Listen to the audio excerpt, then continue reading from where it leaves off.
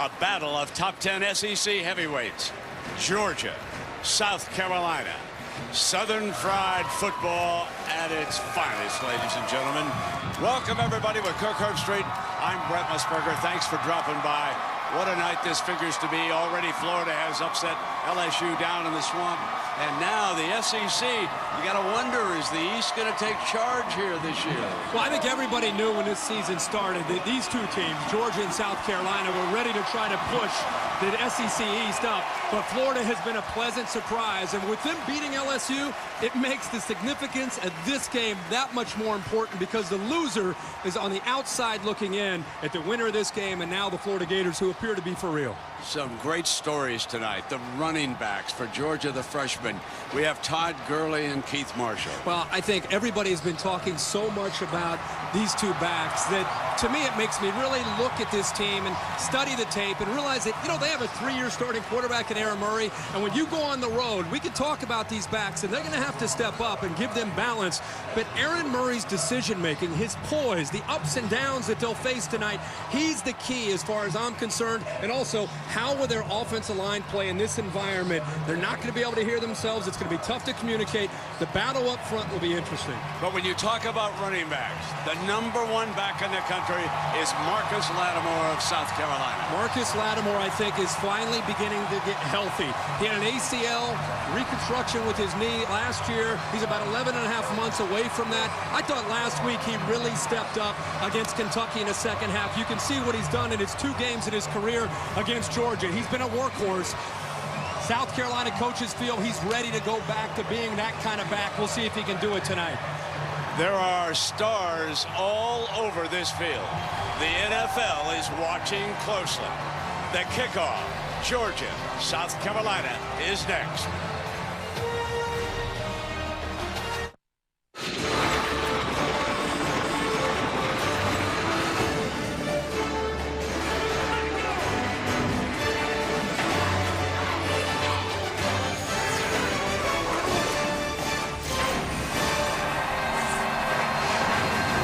Welcome to ESPN College Football Prime Time, presented by Hampton Hotels. You're watching the SEC on ESPN. It's one of the grandest openings in all of college football. Sit back and enjoy, everybody. Here come the Gamecocks.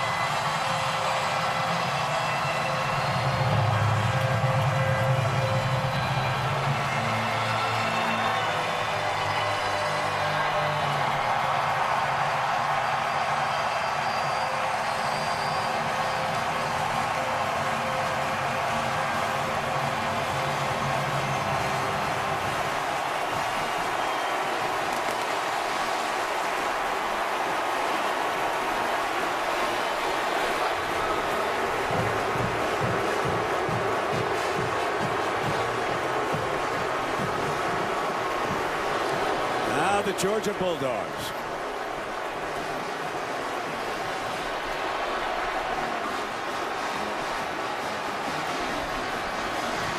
Heather Cox is with us down below, so let's go to Heather.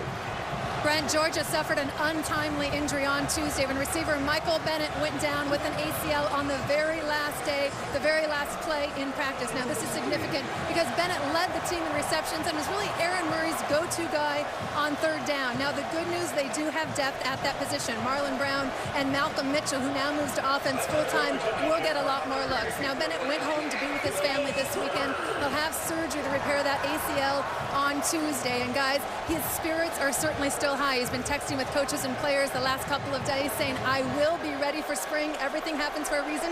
Go beat South Carolina. Thank you, Heather. The last 2 games have been won by South Carolina, and they have been good ones. A year ago, the shootout in Athens, 45-42. The defensive struggle in 2010 South Carolina won it 17-6. And it bears repeating.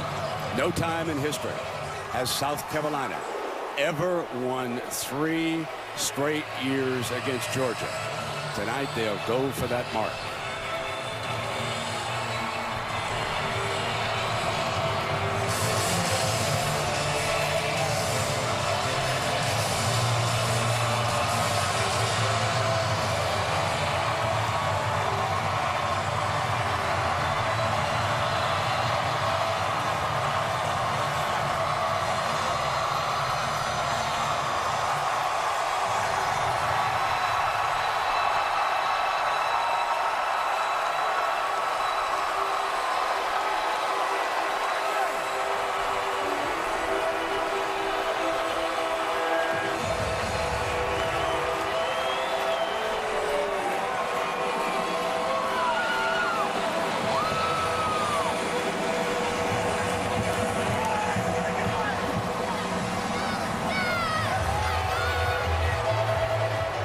South Carolina receives. Georgia won the toss and deferred.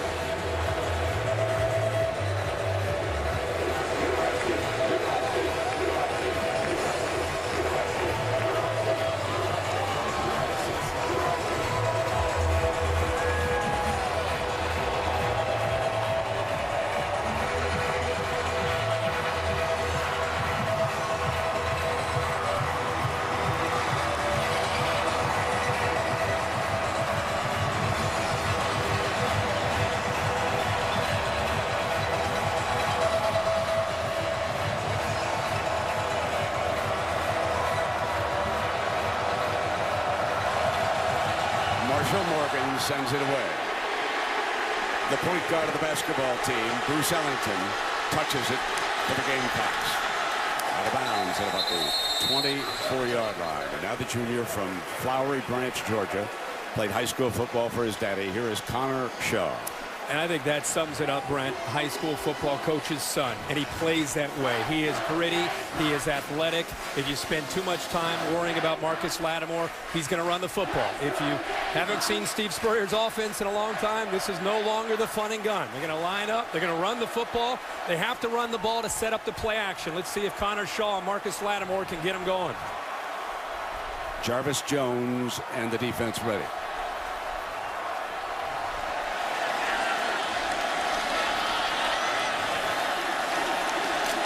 Introduction to Marcus Lattimore.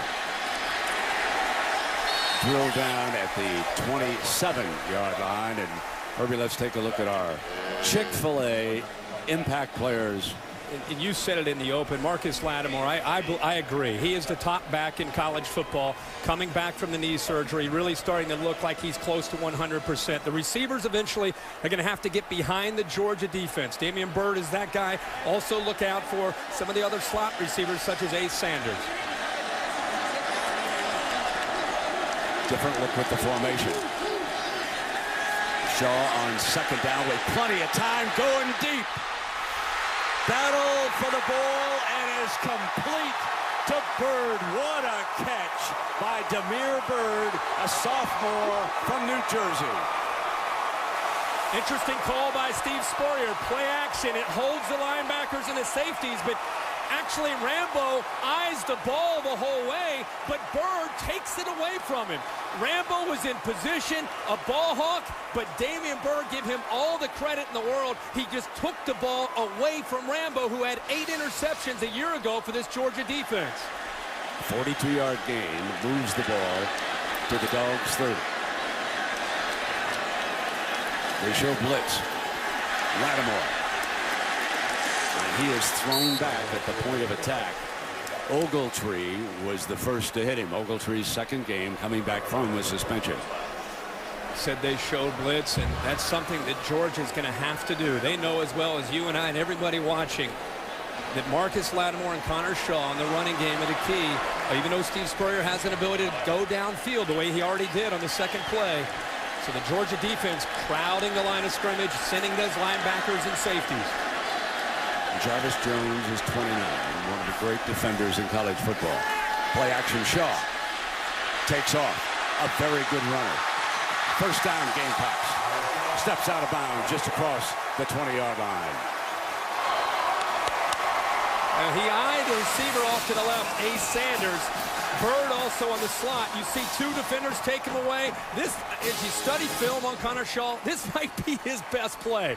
When receivers are covered downfield, he's not going to check it down. He's going to show you what kind of quickness he has, and he'll find a way to get to the first down marker. He is a real threat when things break down.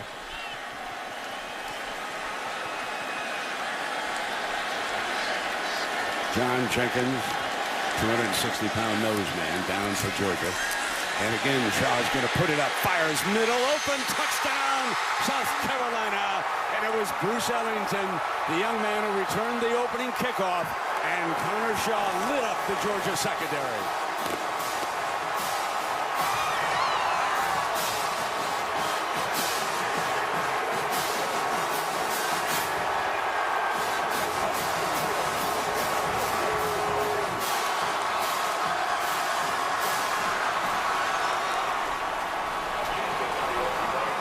Adam Yates for the extra point, and folks, this has been a bit of an adventure for the Gamecocks, so hang on. Not this time. Perfect. That's about the way you want to draw it up if you're Steve Spurrier. 5 plays, 76 yards, and a touchdown opening series.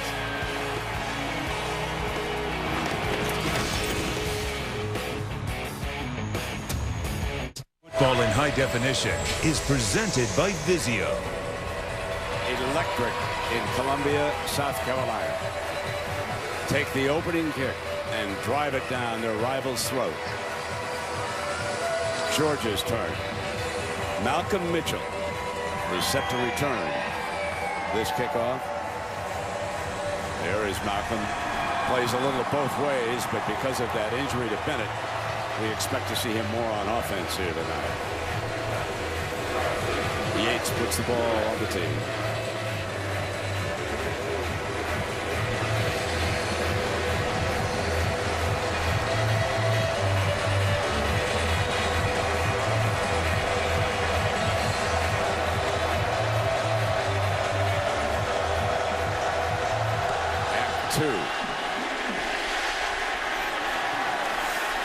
Mitchell's coming out.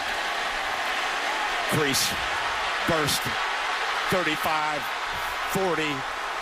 To the 49-yard line. A tremendous return.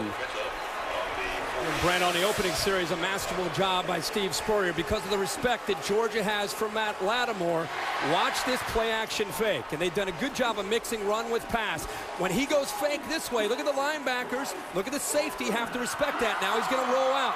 Watch how this Georgia defense now responds. Now they got to hurry up and get out here because they think he's trying to get the ball out to the right flat. And there's Ellington that sneaks out and eventually gets over the corner for the touchdown. Outstanding balance, perfect time to call that. Look at the eyes, the patience there to let it develop, and then eventually Connor Shaw knows that Ellington breaks free for the touchdown.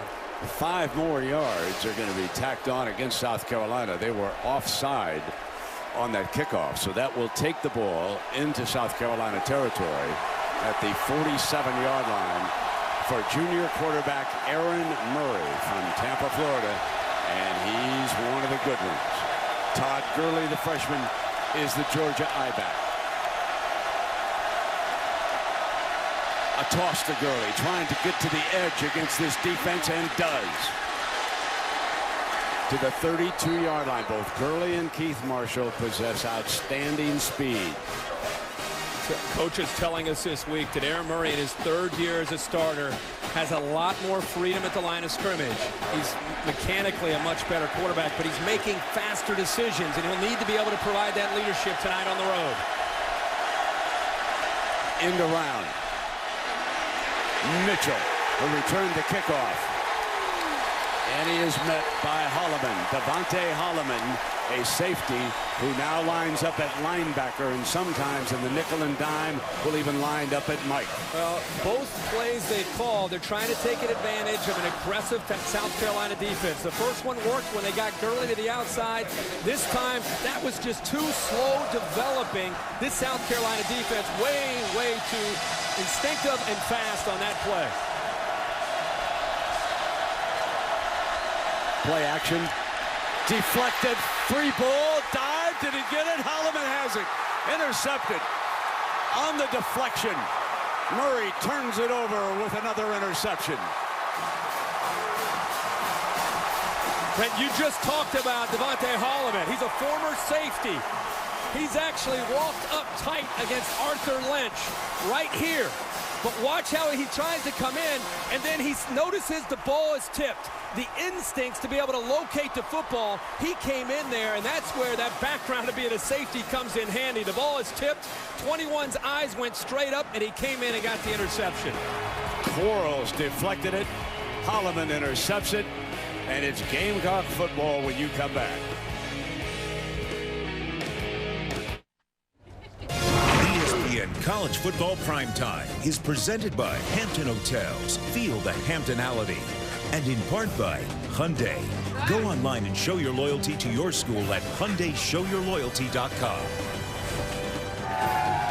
Tailgating is an art form in Columbia, South Carolina. Wow, those babies are big. I didn't know they were that big inside there. Normally, South Carolina and Georgia have met through the years earlier in September. With the SEC expanding by adding Texas A&M and Missouri, the schedule was juggled. And Mark Richt now plays South Carolina a little bit later, and that allowed Steve Spurrier to stick the needle in. We'll show you what we mean in just a moment. No one needles like the old ball coach. Handoff, and a helmet goes down on the play. Aubrey Jones, and now the quote from Mr. Spurrier. I don't know, I sort of always like playing them that second game because you could always count on them having 2 or 3 key players suspended. Actually would have had 4 if they would have played them. You had that accent down. That was pretty good. I've gone through a lot of years with the old ball coach, and when he gets it in, I mean, I'll tell you, he's got one of the sharpest wits that I have ever been around. He just doesn't have a filter. He just says what he thinks. That's what I love about him. Second down and 7. Shaw going to keep it in the air for the old ball coach. Going to go deep and overthrow everybody. It'll be incomplete. Now, let's take you through some of these off-the-field issues, because Herbie mentioned that some players would not have been able to play. The running back was long gone last summer. Sanders Cummings charged with battery. He was suspended for those first 2 games. Alec Ogletree and Bakari Rambo missed the first 4. They're back on the field. So full strength for Mark Richt tonight. But the message was delivered. Yeah, it was from Steve Spurrier, and I think for Georgia last week, it was really the first time their defense had everybody at full strength back from suspension. 3rd down and 7 coming up. That is Ogletree, by the way, number 9, or you were just looking at. He's a junior. Shaw steps away from the rush. He's got great ability to get that first down. That's what you want from your quarterback.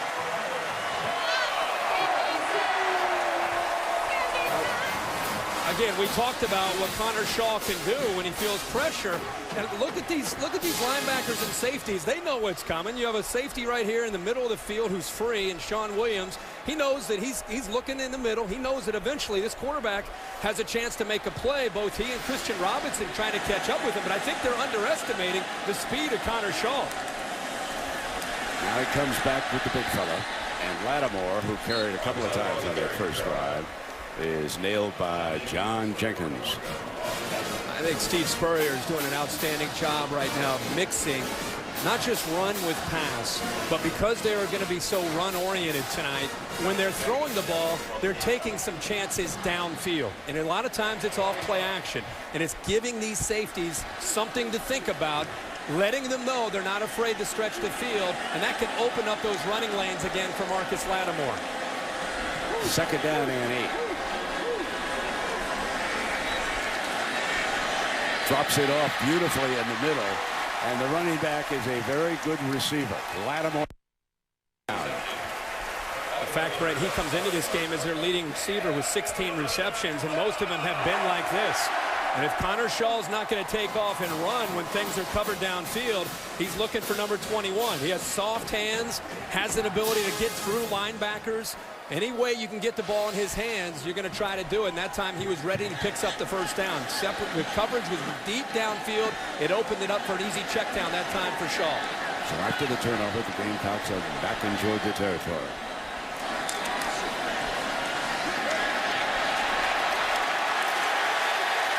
Strong run that time. So hard to bring him down with the first tackler. You've got to bring help. You can see the patience and the vision on this. See how he sees it? It's closed down on the right, has the patience and also the strength and power to run through arm tackles. We're going to see Todd Gurley for Georgia. If you don't bring your shoulder pads and your hips, you're not going to bring down Marcus Lattimore. And Lattimore returning from a major knee operation which ended his season last year early. Look at him bolt through to the 30-yard line. Give the offensive line a lot of credit. Georgia's defensive line, they play a 3-4, and they're asking the big guys up front to just do the best you can to consume these blockers, free up the linebackers. On these last couple plays, this offensive line is doing a good enough job of sustaining the blocks at the front that it's freeing them up to get up to the linebackers. And when you can do that, really creates a rhythm in this running game. And again, that's where Steve Spurrier, it's like a yo-yo. He's not afraid to go to the play action after he starts running the football. Redshirt freshman Brandon Shell at right tackle. He's holding up.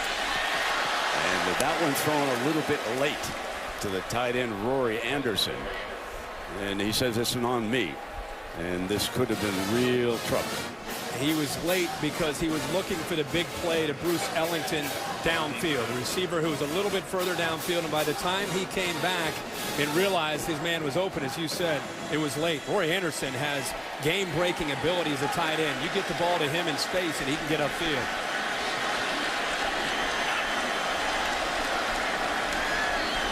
Checking back over to the sideline. Sean Elliott and Steve Spurrier Jr. are the co-offensive coordinators because the old ball coach is the man in charge. And here they come, 2nd and 10. Fake the dump off. Now he goes to it. And Lattimore is across the 15-yard line to the 14. That's 16 more yards, Herbie. And I think Shaw's done enough already in this game with his scrambling that it's making these linebackers be aware of that. Herrera loses his balance, which is a major no-no with a quarterback on the run. And Shaw, who's been a threat already running, gets the linebackers' attention. And there again is Marcus Lattimore. Just kind of he's like his blanket. He's always close by to Connor Shaw. So Brandon Shell is the right tackle for Coach Spurrier. T.J. Johnson's the center, and Corey Robinson is your left tackle. He's big number 53. No more than a yard that time. There was not much of a gap there, and the Dogs jumped on that run. Well, John Jenkins is about 365 pounds, a big, big man. You know, Todd McShay and Mel Kiper have looked at him as one of the top interior defensive linemen. That last play, he looked like he was quick as a cat. He actually got blocked, he got cut, and still got up, shed his blocker, and made a big play there for this Georgia defense. 2nd and 10. Ellington's right to the left. Got time, goes up over the top. Touchdown, South Carolina. Rory Anderson, the tight end from Powder Springs, Georgia, with a 14-yard TD. And the Bulldogs are reeling early.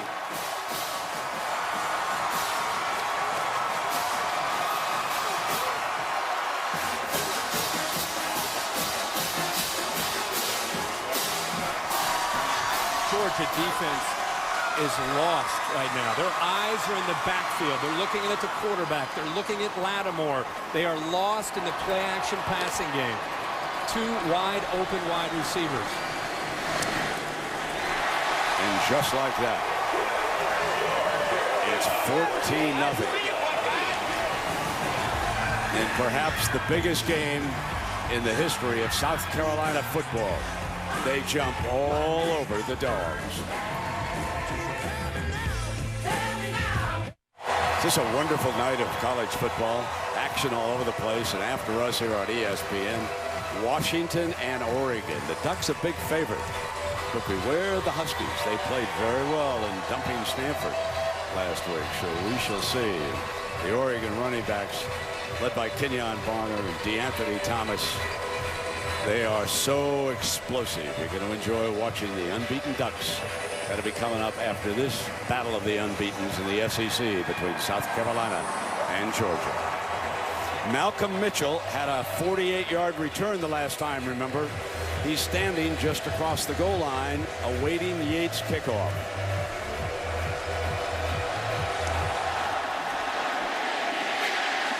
Going to get a second chance, and this time from the 5. And he was out to the 28. Well, go back to the touchdown again. Steve Spurrier. He's got two tight ends, Justin Cunningham and Rory Anderson, who are going to cross. When they cross, the two tight ends, they're both actually open. But look at the receiver, Ellington, almost provide a pick there against the defensive back, Damian Swan, who was checked up man-to-man against Anderson. He couldn't get through the traffic because Bruce Ellington, a point guard, his coach should be proud from basketball. He kind of had an illegal screen there that he got away with, and it eventually provides a touchdown for South Carolina. Yeah, Frank Martin will love that with the Hoops team this far. So here we go. Jadeveon Clowney and the gang are down up front. He's number 7. He was pushing the pile, and it's incomplete. Clowney lines up at right defensive end when he gets down. And, folks, he's only a sophomore. But I'm here to tell you, if he stays healthy, keeps his head on straight, he's going to play a long time on Sunday afternoon. I mean a long time. We're looking at a great young football player right here. If the NFL likes to look at Calvin Johnson as a receiver, that's what Jadeveon Clowney is as a defensive end to college football and eventually going up to the NFL. That H-back keeping a little bit of an eye on him, too. Coming off the block, getting in on the tackle at the end. It is fun to watch number 7. This is where Georgia, you're ranked number 5. They're thinking big things this year. They knew coming on the road, they're going to face a tough environment. They're going to face a tough defense. Mark Richt is down 14-0. We're not even through the first quarter. They need an answer, and they need a first down here on 3rd down. Need 8 yards. Clowney down. Murray fires it, incomplete. And the Dogs are forced to punt. Victor Hampton made the play defensively, number 27. Brent, it started with a low snap from David Andrews, and I think that got Aaron Murray a little bit out of sync. Good job of even just getting the ball on a bounce. Got the ball in there to King, but good coverage this time by Victor Hampton. Close enough there where you'd like to think King can make the catch, but Aaron Murray did a marvelous job just to be able to get the football and try to stay in rhythm and on balance there to try to throw that football. Ace Sanders is back. Another freshman kicker for the Dogs is Colin Barber, who's out of Cartersville, Georgia.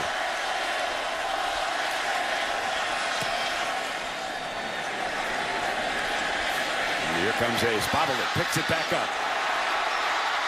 Scampers, 45. 50, breaks free. Still going. Headed for the end zone. Touchdown, South Carolina.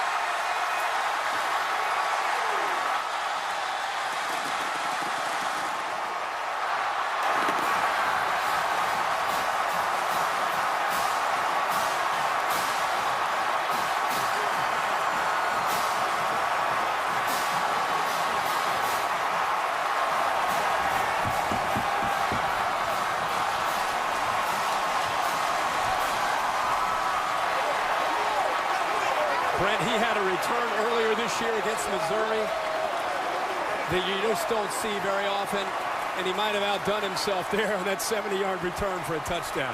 Wow, is he quick.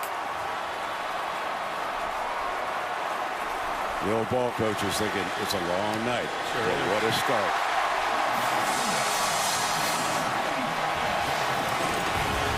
Sit back and enjoy, folks. This is a 70-yarder. And South Carolina is sending shockwaves through the SEC.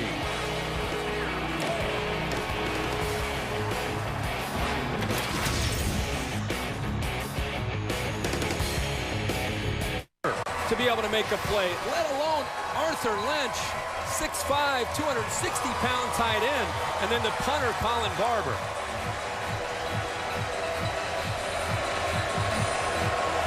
You know the saying, big-time players make big plays in big games.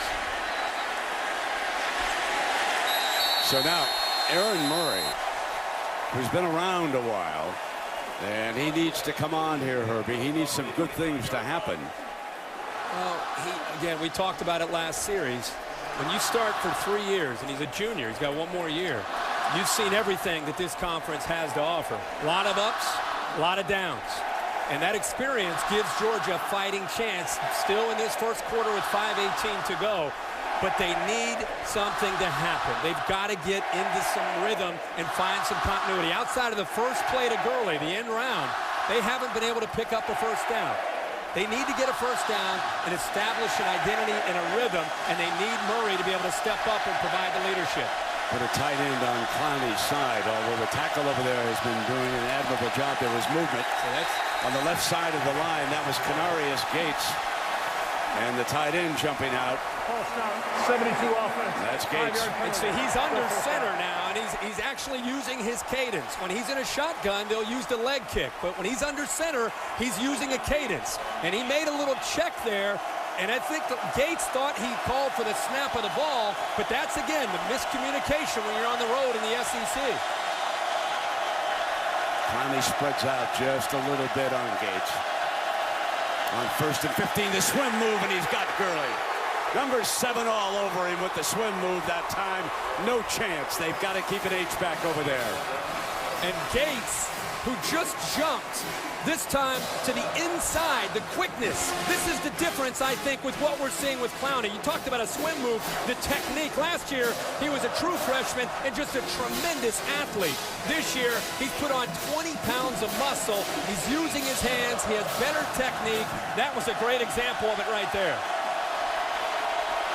They're licking the chops up front. It's 2nd and 17, and Murray's got to snap it quickly, which he does, off to Wooten. And Wooten with a big gain across the 30-yard line that time. Rantavius Wooten, and he's a junior from Belgrade, Florida, for 15 yards. We check in down below with Heather. Well, guys, before the game, I talked to Georgia offensive coordinator Mike Bobo. His goal tonight, a way to get that tempo and rhythm that Kirk's talking about, and a way to control the crowd noise is don't use the entire play clock. Get to the line early and snap the ball before the crowd can get into it, guys. But they are backed up into the student section. It looks like this Georgia offense is having trouble communicating in all this noise. Need 2 here on 3rd down.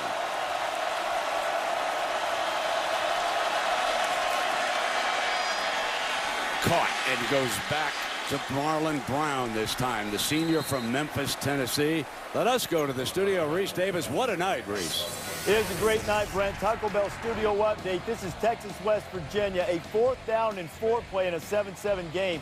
Geno Smith, it's Tavon Austin. It's for the touchdown.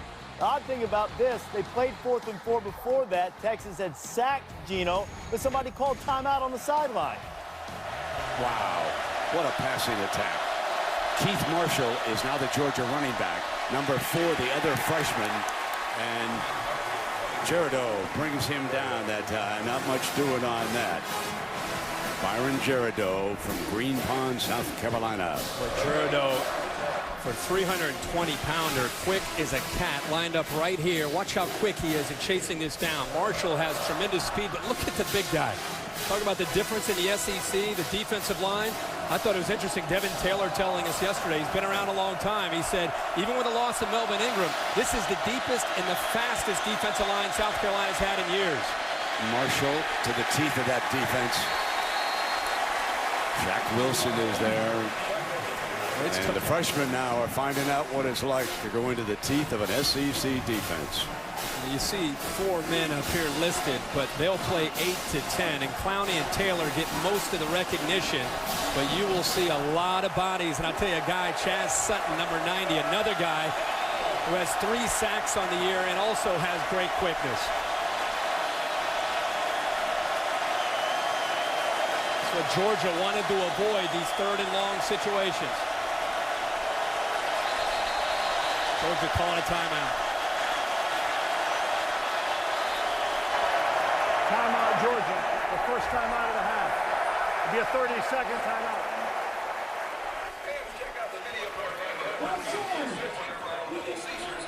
You know, Herbie, we caught a glimpse of Mark Richt as we were coming up here to the booth for a little bit of a chat. And the one thing I've always thought about Coach Richt, and I think it goes over to his players, is the calmness he demonstrates on the sideline. Yeah. Now, he's in deep trouble. He's on the road. Yeah. This place is a madhouse. He's down 3 touchdowns.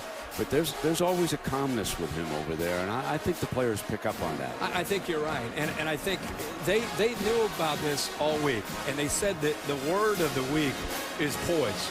They felt that they have a veteran team in some key areas, especially at quarterback. They knew that they're going to have some moments where things could get out of hand. I don't know if they anticipated this, but when you go through a week anticipating this, and you have a quarterback like Aaron Murray, you're a touchdown away from thinking, there we go. We weathered the storm. Now our defense is ready to get them in some bad field position. Now let's take the crowd out of the game. But it's got to start. Hey, they got a first down, but they got to put a drive together and get into South Carolina territory. One of the things with Michael Bennett out, Murray is searching for some dependable receivers that he can go to. Going deep downfield, incomplete. And he overthrew Malcolm Mitchell, the sophomore from Valdosta, Georgia. They have man-to-man. South Carolina will play a ton of man, and you talked about trying to find somebody to pick up for the loss of Bennett. Malcolm Mitchell moves over permanently now to offense. He was playing some corner, matched up that time with Hampton, who's probably their best cover guy. And there's the pressure again. Clowney and company getting in there. There's Chaz Sutton as well. So Ace Sanders, who took one 70 yards for a touchdown, is back again in Barber punting.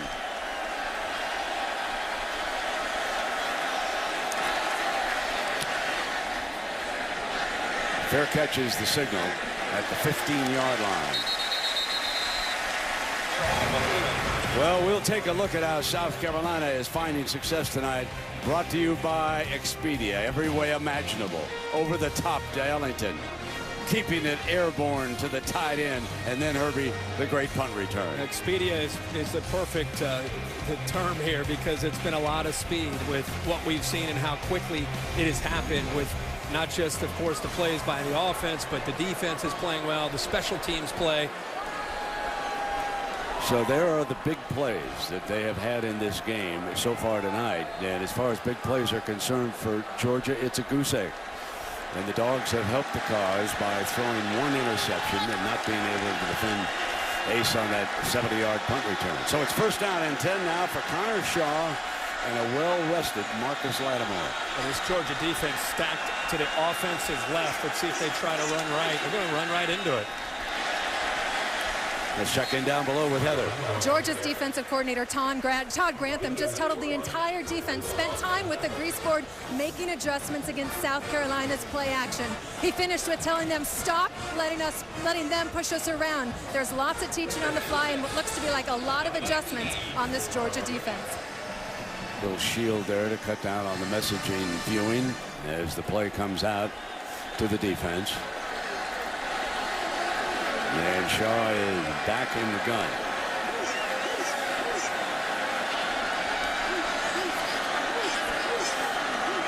And Gilchrist, the fullback, is right alongside him, and it's a quarterback draw all the way. Breaks free. And to the 34-yard line. That was a huge call, and Ogletree makes the stop, but it's a 15-yard run. They brought a blitz from here, Herrera, and they also brought it from the outside. Perfect time to call this because he steps right up away from the blitz, follows the blocks, and again, the quickness to that second and third level. Just an interesting comment from Heather Cox about what Georgia's trying to do with Todd Grantham about, hey, don't let him push us around. The problem is this South Carolina offense has been so balanced.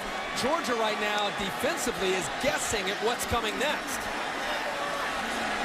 Keeps it.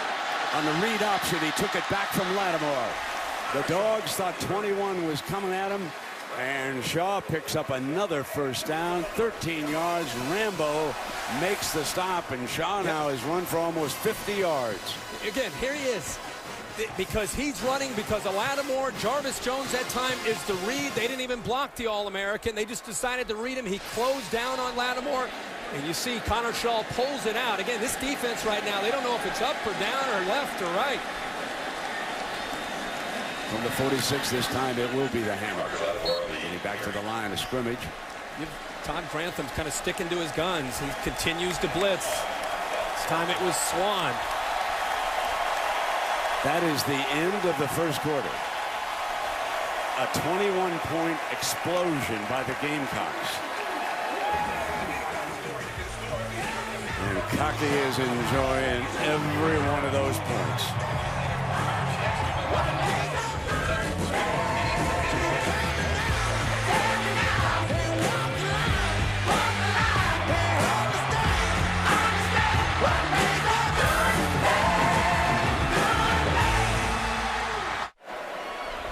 The state capital of South Carolina, and our aerial coverage of Columbia is being provided by the MetLife blimp.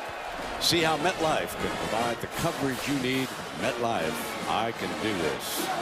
And right now, South Carolina is doing it all. They've got the ball to start the second quarter, up by 3 touchdowns. They're coming out from their own 46-yard line. And Connor Shaw is causing the Georgia defense all kinds of problems with his feet as well as his arm. And he's going to throw to start the second quarter. Dropped. That ball should have been caught by Anderson. Again, Anderson is essentially a receiver lined up at tight end at 6'5", 218 pounds. He reminds me a lot of Jared Cook, who was a tight end here, who now plays up in the NFL for the Tennessee Titans. Just a very athletic, explosive man. The chance to make big plays every time he gets his hands on the ball. That time, the sophomore peeking up to try to see who was closing in on him before he secured the football. So now the Georgia D has got South Carolina in 3rd and long, and stop here to get the ball back. Jet sweep fake. Shaw on the run. Gonna keep it and not get the first down, and he takes a blow from Ogletree. How do you do? They are in man-to-man coverage, and Christian Robinson, the linebacker, this time is spying Connor Shaw and waiting for the potential scramble. And he did take a big hit, but see Robinson right here, right in the middle. He's going to try to stay up with him. He's unable to stay up with him, and eventually it's Ogletree came very close to a late hit. But I don't think it was, Herbie. I think he got him in bounds. Right in bounds. Very close. I think it was perfectly legal. Yep. What a shock. Steve Spurrier going for it here on 4th down. And Thompson is in place of Shaw. Dillon, and they're going to call a timeout. So the surprise is spoiled, and Spurrier says, oh, why did we burn the timeout? We had those fellas. We'll be right back.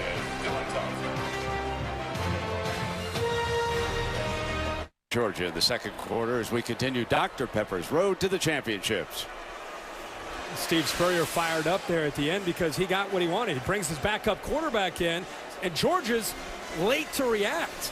Look at this. They're trying to get guys on and off the field. South Carolina snaps the ball right there. There's 12, 13 defenders from Georgia. It's 4th and 2. It's an easy first down, and I think that's what got the head ball coach so fired up. He had that first down in his sights. So now Shaw comes out for this 4th down. South Carolina 2 for 7 on 4th down. Lattimore is the running back.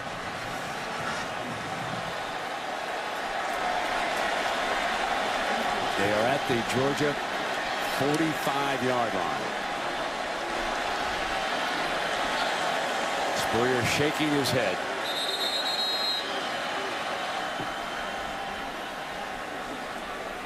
Pedal back up. All right.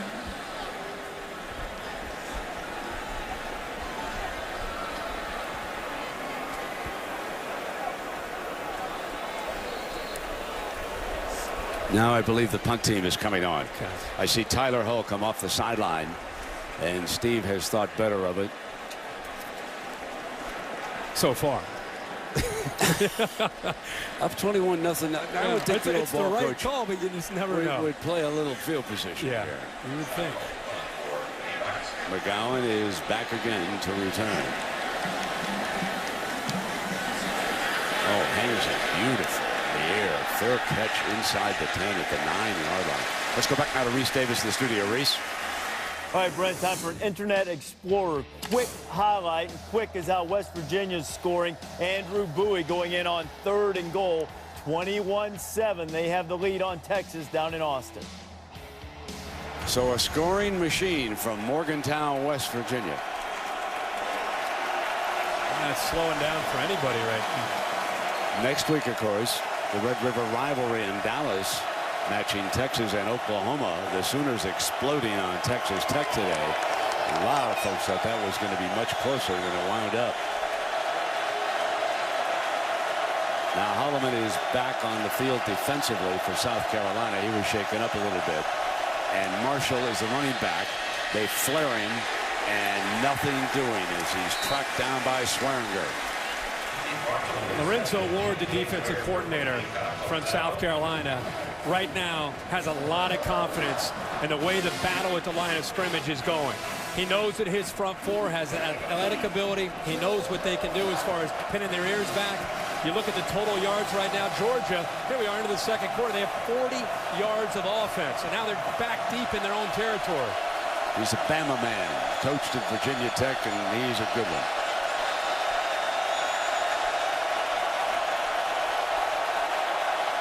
Murray trying to get this personnel squared away. Look at Clowney. Hit on the release. Incomplete, but there's a penalty flag. There's contact downfield. I think you saw that. But Clowney was about to bury Murray as he got into him. How about before he gets to Murray, Brent, he goes around poor Gates, the left tackle, and then he hurdles the freshman. The freshman tries to go low on him. He closes in on Murray, but he actually went up and over Keith Marshall. Pass interference. Defense number 3. 15-yard penalty. Automatic first down. That's Auguste. Hakeem Auguste, a senior from Hollywood, Florida. He's battled some injuries and seems to be okay, and he was guilty on that play. I think the South Carolina fan base and coaches saying that the ball was not catchable. And I think the reason it wasn't catchable is because Auguste took him away completely from having a chance to get to the football. Here comes a linebacker blitz. Filling the gaps and making it tough on Marshall. They're bringing the linebackers on certain formations. There's certain formations that Georgia has where they're tipping their hand a bit with their run game, and I think these linebackers, when they see a certain look, they're coming after him. They're bringing a blitz, and they're getting that defensive line where they're shooting gaps. Murray is only 3 of 7 with an interception today.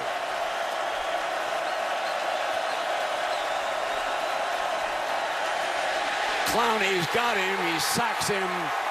The running back ran right by him, and I thought the back was going to chip on that play as he beat the tackle. Brent, watch the chip. This is a true freshman. He's going to learn eventually that you cannot do this. He's going to help Gates. Gates has no chance to block Clowney. Absolutely no chance to be able to slow him down. The freshman, he kind of olays him with his right shoulder. They're going to have to put a tight end or a back on him every single time he's lined up. This guy is shades of Bruce Smith, folks.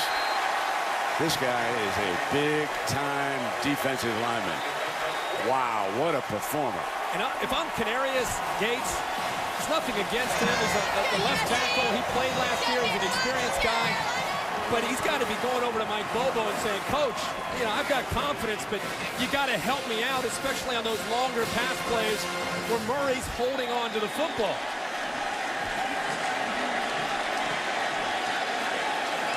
Nate Sanders, who has returned 1 for a touchdown in the first quarter, back again, and freshman Barber will punt it away. Fair catch is the signal by Sanders at the 40-yard line. And that's where Connor Shaw, Marcus Lattimore will put it in play. What a defensive performer number 7 is.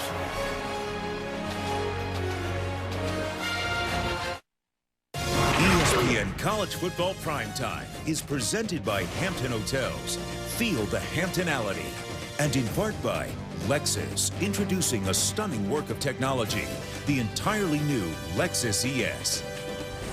The South Carolina baseball team, back-to-back national championships in the new $35 million plus baseball facility opening up.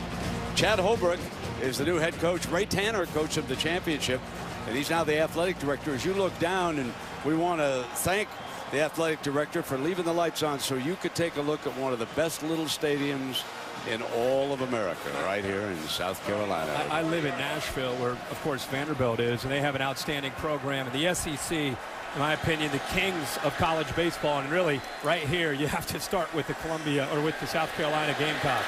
Kenny Miles is now in as the back. Couldn't get open as a safety valve. And Connor Shaw is going to be sacked back on the 31. And we're going to go to Reese for an update. Reese? Brent, just want to put your finger on the primetime pulse. Nebraska and Ohio State have just started on ABC. On ESPN2, Florida State and North Carolina State just underway. About 5 minutes in, still scoreless. And on ESPNU, Ole Miss giving Texas A&M a fight. It's 10-10 as they play in the second quarter. Reese, thank you very much. And folks, you got to look at a real good linebacker just a moment ago. Jarvis Jones will be making that stop for Georgia. That old ball coach a little bit upset over there. Up 21, the visor's still in play. And here comes Miles, who checked in, remember. So he gets his first carry. He's out of Lawrenceville, Georgia. Herrera, 52, is kind of jogging in here late. You can see some confusion. By the time he gets ready, he's trying to get the call. A lot of confusion that time with the substitution of personnel groupings from South Carolina. I don't even think Georgia, again, it continues with the miscommunication about trying to get lined up and get ready to go. Miles, the senior, stays out next to Shaw.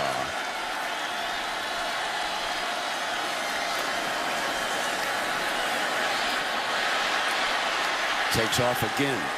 Scrambles up the middle before Jones makes another stop on the quarterback. When it's third down, if you can get Connor Shaw to third down and you're Georgia, and they've been spying with Christian Robinson, a linebacker, and a lot of times we've seen Connor Shaw run away from him. They might want to think about putting a safety in that position, because more often than not on third down, if his primary receiver is not there, he's pulling it down and taking off. Rhett McGowan is now back deep for Georgia. And he makes the fair catch at the 19-yard line. Andy Murray and the Dogs trying to get something going before the intermission.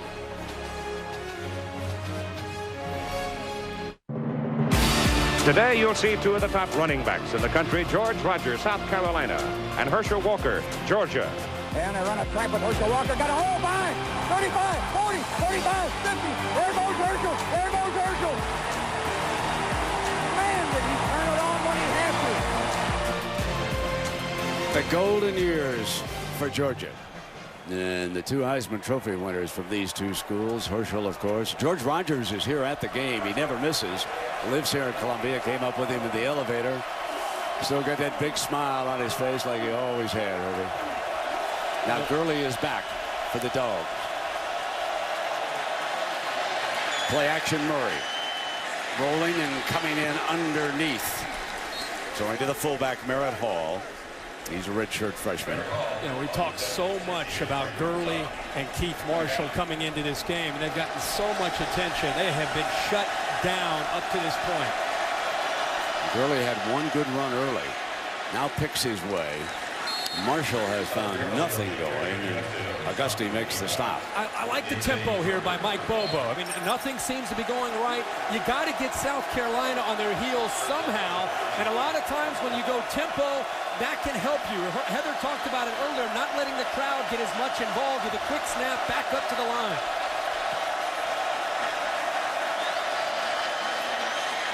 Gurley is upended at the 33, and I do mean upended that time. Quinn Smith gets him.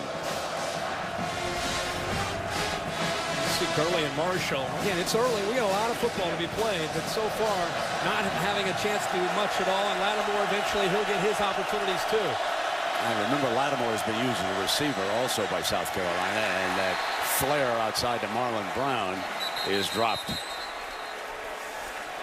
I really felt coming into tonight's game, we were going to find out about Georgia. I mean, here's a team in an era where we see a lot of points when we watch college football. Georgia is averaging 536 yards of offense, #1 in the SEC, 48 points a game, which was 8th in the country. They've had balance coming into tonight. Tonight, because they're losing the battle at the line of scrimmage, they don't have the threat of pass or run, and it's making it easy for South Carolina to just tee off on this offensive line and Aaron Murray. 3rd and 10. Pocket holds, fires complete. And that time it's Tavares King making his first catch of the night. Brent, here's one way to take away Clowney. You've got the big tight end Lynch, you got the left tackle, and let's throw in the left guard Dallas Lee. If that's what it takes to give us a chance to throw, that's what we'll do. And King gets behind the aggressive linebackers. The ball out close to midfield and incomplete. I think that was a forward pass and not a lateral. Wooten was the target. You brought up Bruce Smith, and I'm sure you did a bunch of games with Lawrence Taylor.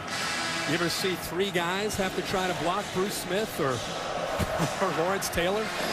Well, I saw the San Francisco Giants negate Lawrence Taylor once with a guard pulling from the offside to come over and double team. And Bill Walsh designed that. And he tried to jump the snap count that time, and he just couldn't quite regain it and stay onside. That'll happen to the great Rushman every now and again. He's trying to guess there a little Prior bit. to the snap, offsides, 7 defense, 5-yard penalty, still 2nd down. It's a good job of mixing things up by Murray, but watch, he jumps, then he's caught. Now it's a tightrope. Oh. But a good job of snapping that ball by David Andrews to get the free 5 yards. And Georgia moves into South Carolina territory. 2nd down and 5 for the Dogs. Hall stays in as the fullback. Here's the toss with Gurley on the cut. And he's short of the 1st down. Georgia, for the first time the entire game, started to sustain some blocks up front. Looking at the top, number 88, Lynch. Locks up there with big defensive tackle and puts him on his back.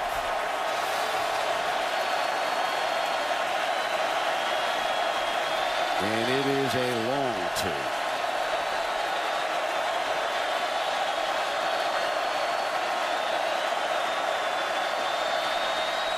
Carolina rushing 5, snaps it off complete to the 31-yard line. Mitchell, and Malcolm Mitchell kept the drive alive with this play.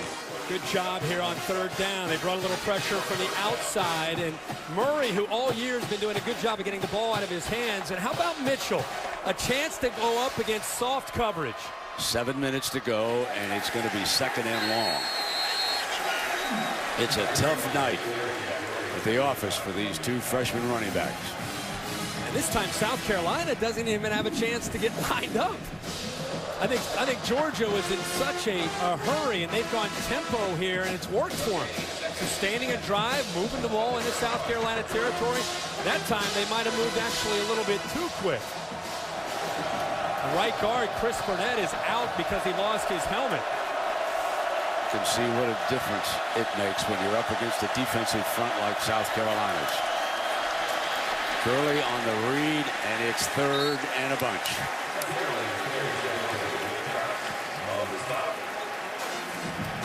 Now, we talked about Burnett having to come out of a play. Well, by him having to come out, you see 79, Beard come in at left tackle. So they move their starting left tackle, Gates, who's been struggling against Clowney, over to right guard there.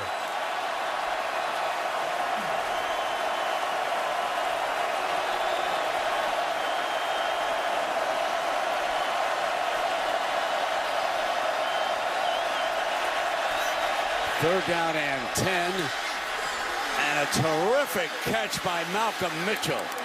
It's 1st and goal for Georgia here with 5:53 to go in the half.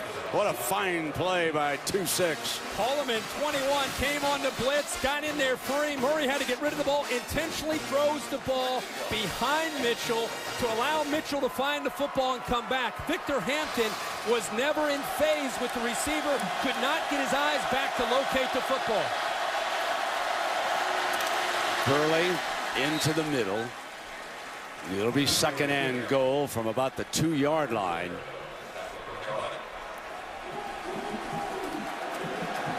Gurley appears to be just a touch more effective, doesn't he, behind the center and the guards into the teeth of that defense than Marshall. I think both of these young backs have some power, but I would definitely tend to think that Gurley is more the downhill type of runner.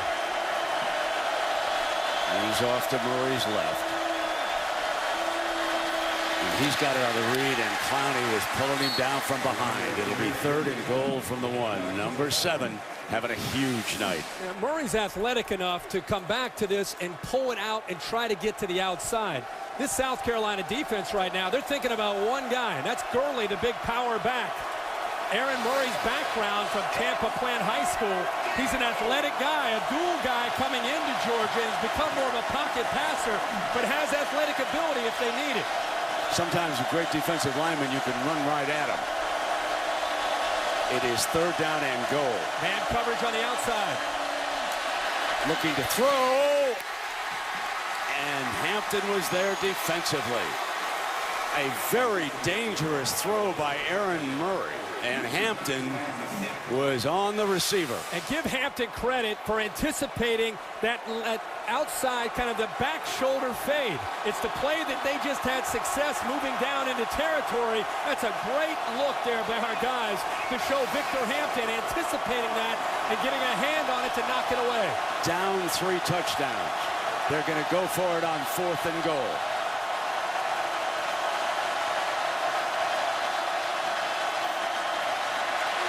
Murray didn't get it. South Carolina takes over on downs after the goal line stand. Swearinger was all over the receiver. What a job here by Swearinger, Brent. Man to man on the outside. They tried to set up a rub route, kind of a pick, and the South Carolina defense did not let him get to the goal line.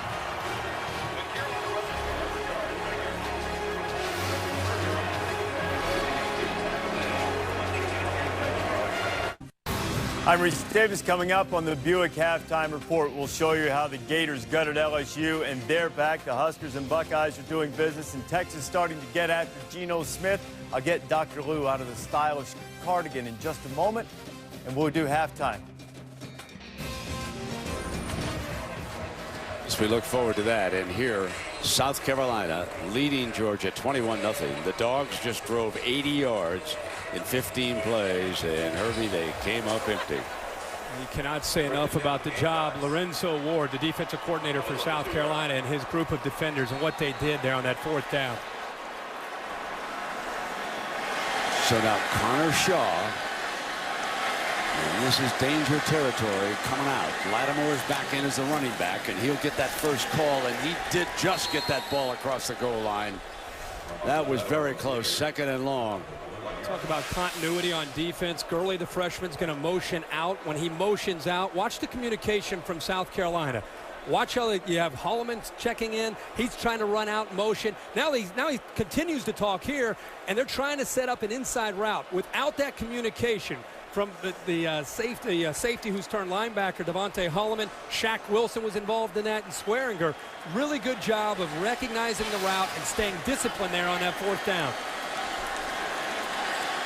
Now Connor Shaw in the Gamecock offense coming again with Lattimore, having a lot of difficulty finding daylight. Garrison Smith, one of the Georgia defenders right there, and they're trying to keep him backed up against a goalpost. Well, the big fellas up front for Georgia getting a good push and pushing that offensive line back into the end zone.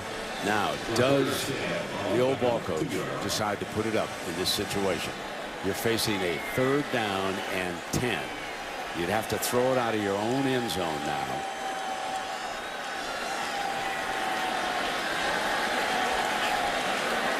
It's a very tight formation.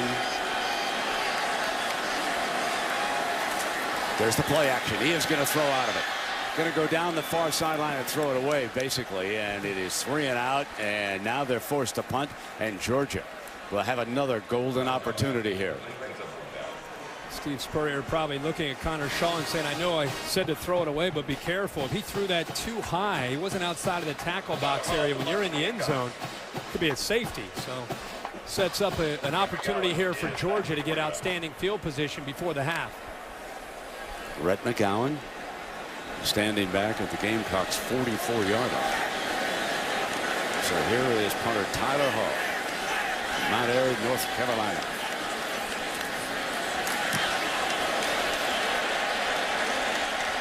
Fair catch at the 46. Okay, Herbie. Here we go. Time for tonight's Aflac trivia question. Here we go now. Who are the 3 oldest current head coaches in the FBS? I got 2, I think. I think you might have to. Can I, you got to go with Frank Beamer. I'm going to give you a little chance to think. Okay. I'm going to give you a little chance to think. How about Mike Price? Is he in the board? He's not in the board either, huh? Swing no. and a miss. Herbie, you're better than that. Keep thinking after this play, unless the Dogs strike pay dirt here with Aaron Murray. Well, Spurrier's got to be one of them. Now, that would be the reason why we asked. Well, of course. I knew that one.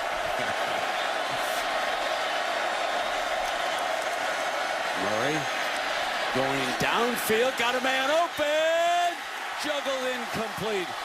Wooten couldn't hang on.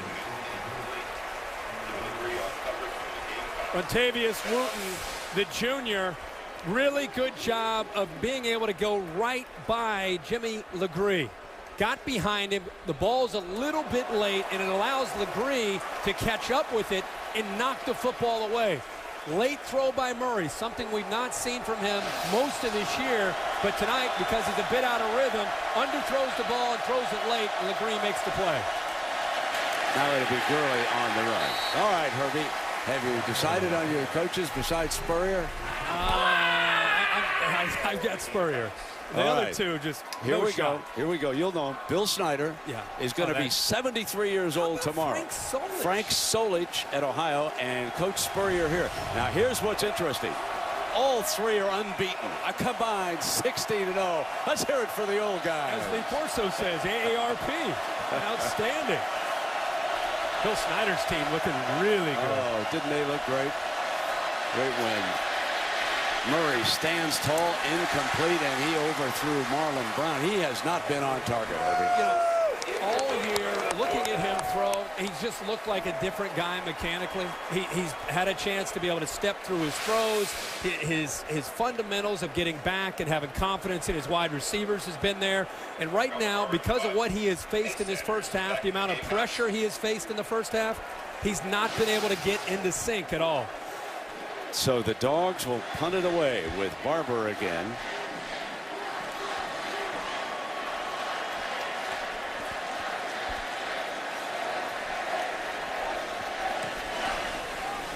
Jay Sanders signals fair catch and catches it at 16. And so Monday Night Football.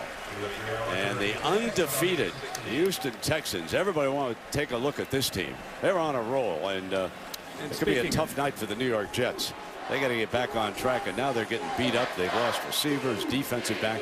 That could be a hard night in the office. Maybe that Jet crowd will energize them, but I'll tell you, the Texans. Herbie, you talked about one of the linebackers for Houston. Well, they have been outstanding, and you know this defense has been what you kind of anticipated. And Brian Cushing stepped in from SC and into the NFL, having a great career. But that team is very aggressive, and the Jets. It's not just what's going on with the Jets. You have the whole soap opera about Tim Tebow and whether or not he's going to play in this game.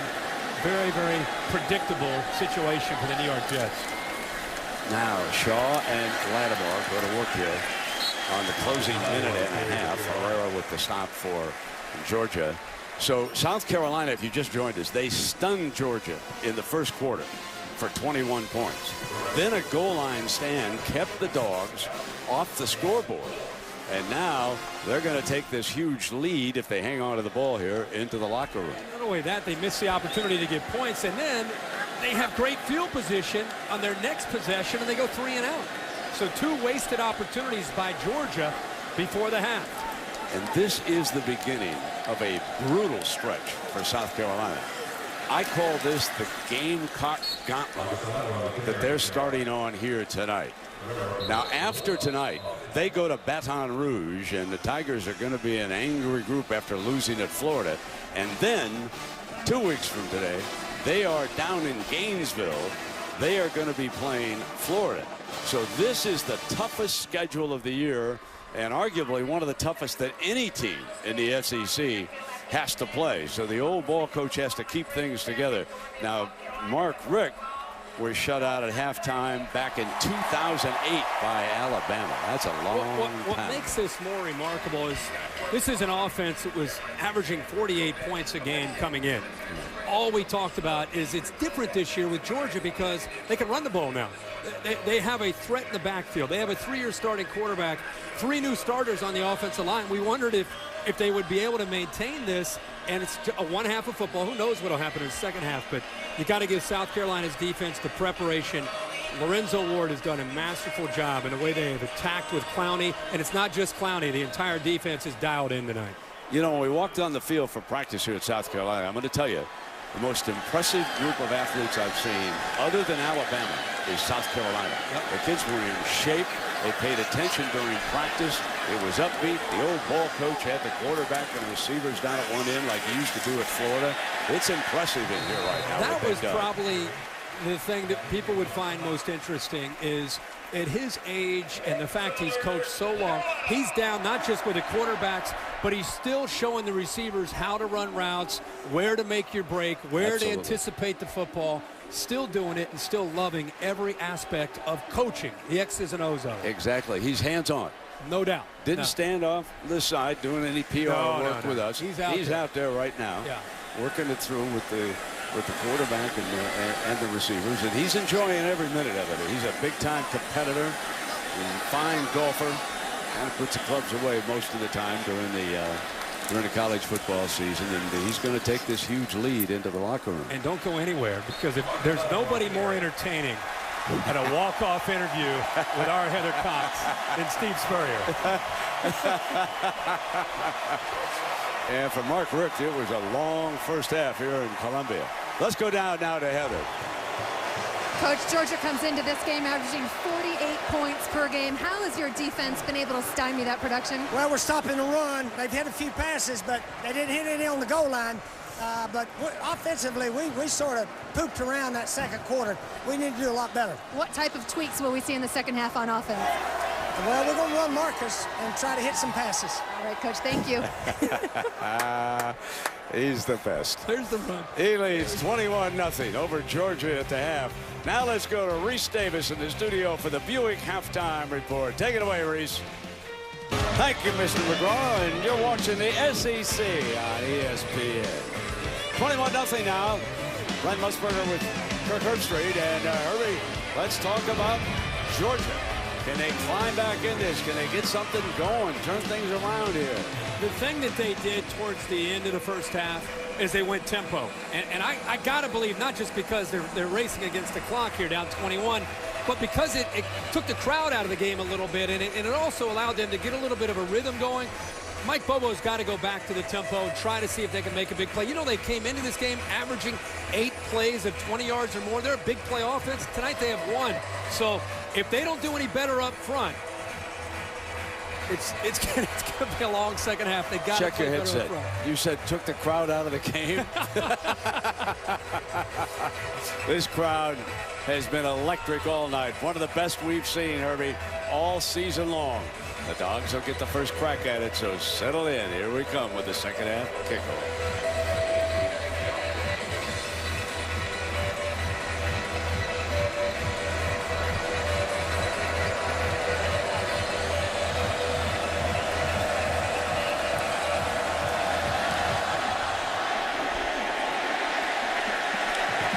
Looking on out to the 25 as we take a look at tonight's Good Hands plays, brought to you by Allstate. And Herbie, it has been the Gamecocks who've had the good hands. Well, they have. This is on a tip pass earlier in this game by Kelsey Quarles, a recognition which was really impressive by Devontae Holloman.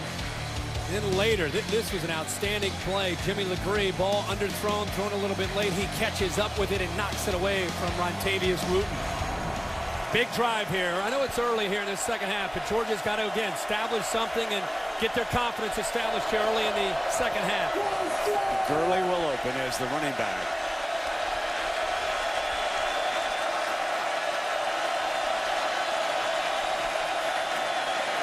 Gets the first carry, and he is brought down after a 9-yard run by Wilson. Nice push up front that time. And you can see Dallas Lee pulling from the backside to open it up. Here comes the tempo again by Murray. Oh, that could have been a pick six. Holloman read it beautifully. He would have walked in if he'd have hung on to it. You know, Clowney and Devin Taylor get most of the recognition for this defense, but Devontae Holloman is a senior. This guy has been instinctive the entire night. A safety who's moved to linebacker is all over the field. And on 3rd and 1, penalty flags, I believe. Hold on now. Let me check that. I'm not so sure now. There was a juggle of the ball, but there's no penalty flag on this.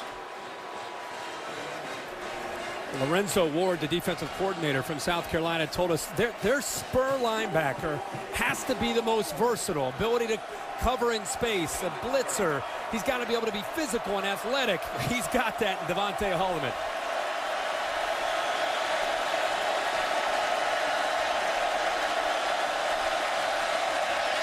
Clowney was coming again. And it's complete, but for a loss. Wooten is the receiver. We checking down below with Heather.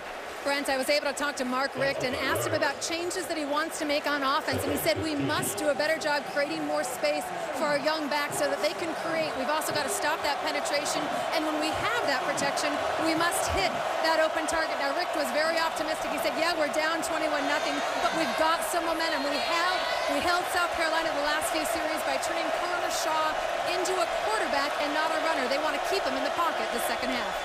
2nd and 16, incomplete over Hall's head with that pass. And so this first series is not working out too well for the Dogs. Well, they are continuing to either bring pressure or show pressure and back out. It's a cat and mouse game between South Carolina's defensive line and linebackers and even safeties and Mark Richt's offensive line trying to create confusion and hesitation and trying to rattle Aaron Murray.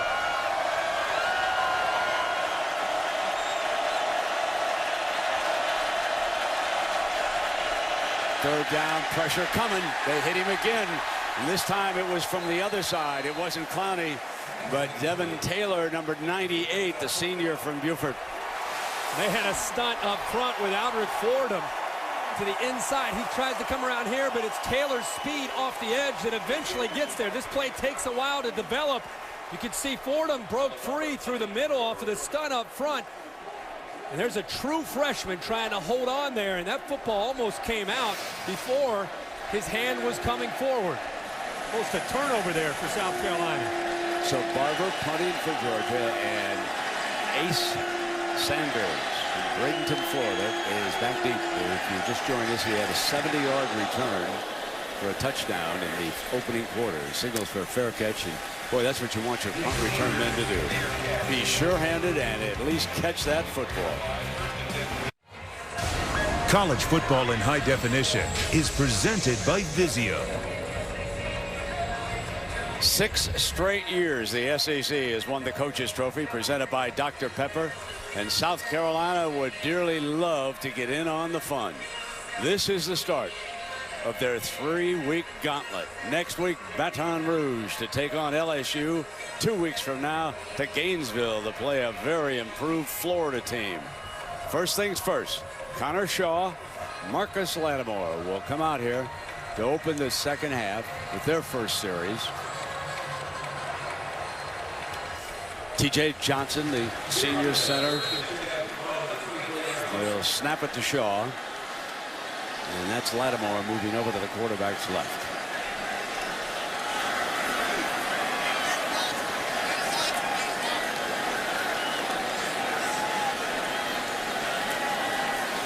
Lattimore Throwing for a loss. Ogletree makes the stop. I think Steve Spurrier's got to continue with what he did in the first half by just mixing it up. The line doing a good job of giving some holes there for Marcus Lattimore. When things are not open downfield, we've seen a lot of this from Connor Shaw, showing some quickness and being able to pick first downs up. And they haven't thrown a lot, only 9 passes in the first half. But here, a little bit of misdirection with the play action. Then he looks right, comes all the way back, and finds Bruce Ellington in the corner of the end zone for a touchdown. Steve Spurrier, really good job of mixing up the play calling in that first half. Shaw pulls it away. This is what Heather said the Dogs wanted to take away, and they couldn't do it that time. He's now rushed for about 55 yards in this football game, and he has hurt the Dogs with his legs. And a running quarterback does so much to a defensive coordinator as far as he can cover receivers. He can try to plan for a running back. But when things break down and Connor Shaw takes off, that's backyard football. The big fella is short. Jenkins, the nose man. Georgia's defense does their job. They've got to get out in this second half. If they want to have a chance to come back and get in this game and be competitive, they got to fire off 3 and outs. They got to get the ball back to Aaron Murray. Well, it's 4th down and 2, and the punting team will come out. Tyler Hull is the punter. And Rhett McGowan goes back deep for the Dogs.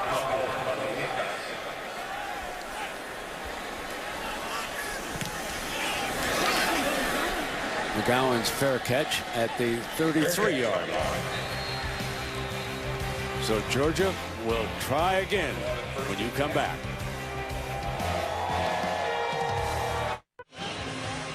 ESPN College Football Primetime, brought to you by ExxonMobil, taking on the world's toughest energy challenges. And Northwestern Mutual, proud to be the official financial planning partner of the NCAA.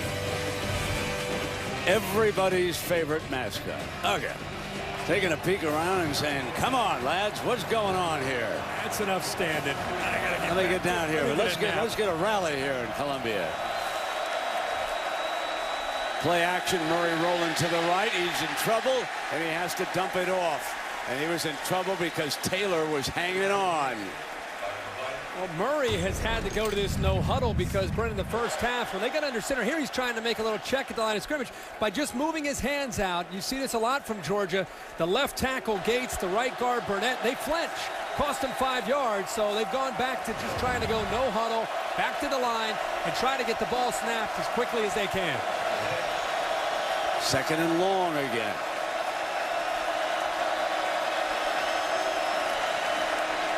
Oh, the big fella. That'd be a fumble. Georgia jumped on it, but Clowney, and there's a penalty on the play, but Clowney was all over the quarterback.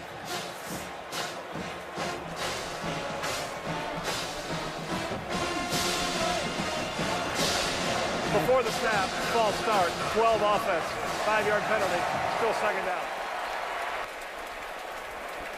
That was King who moved. Who would ever think that King moving takes away this move by Clowney and eventually a fumble against the Georgia offense? But Clowney, imagine being a quarterback, by the way, and you got 7 from your blind side all night long. Even if he doesn't get to Murray, his presence is there, and that's why Murray's missed some of these passes that he's hit all year. It's because he knows number 7's in that blind spot. 2nd and 15.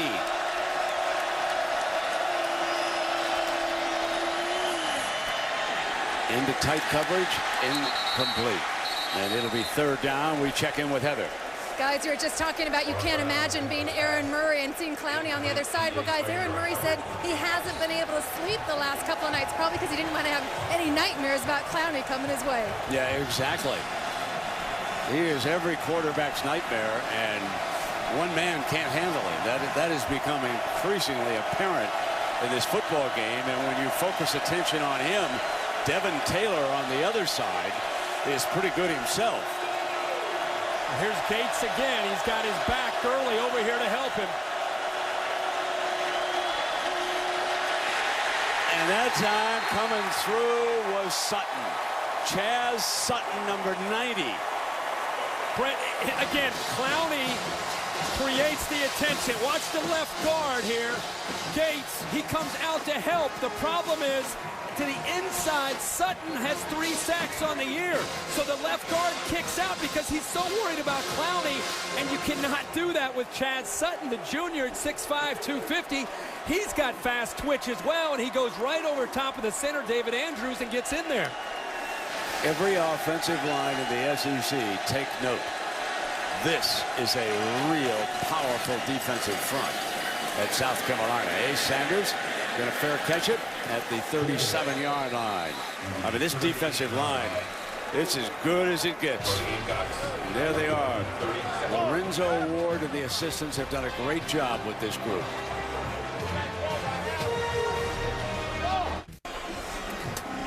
Well, Jimmy Johnson and Dale Earnhardt Jr. highlight a star-studded field. The chase for the sprint heads to legendary Talladega Superspeedway in Alabama. And the Sprint Cup Series at Talladega Sunday at 1 Eastern on ESPN. Herbie, number 48, is 5 points out of the lead, trailing Brad Keselowski. How about that, too, moving up. 48's going to have a big week, though, this week. I'm feeling it. Marcus Lattimore and Kenny Miles. So Spurrier has made a little bit of adjustment in his backfield, trying to get something going. They have bogged down offensively. Remember, they scored all 21 of their points in the opening quarter. And now they send Lattimore out into the right flat. And they're going to pitch it to him. And there's a flag. It was stopped.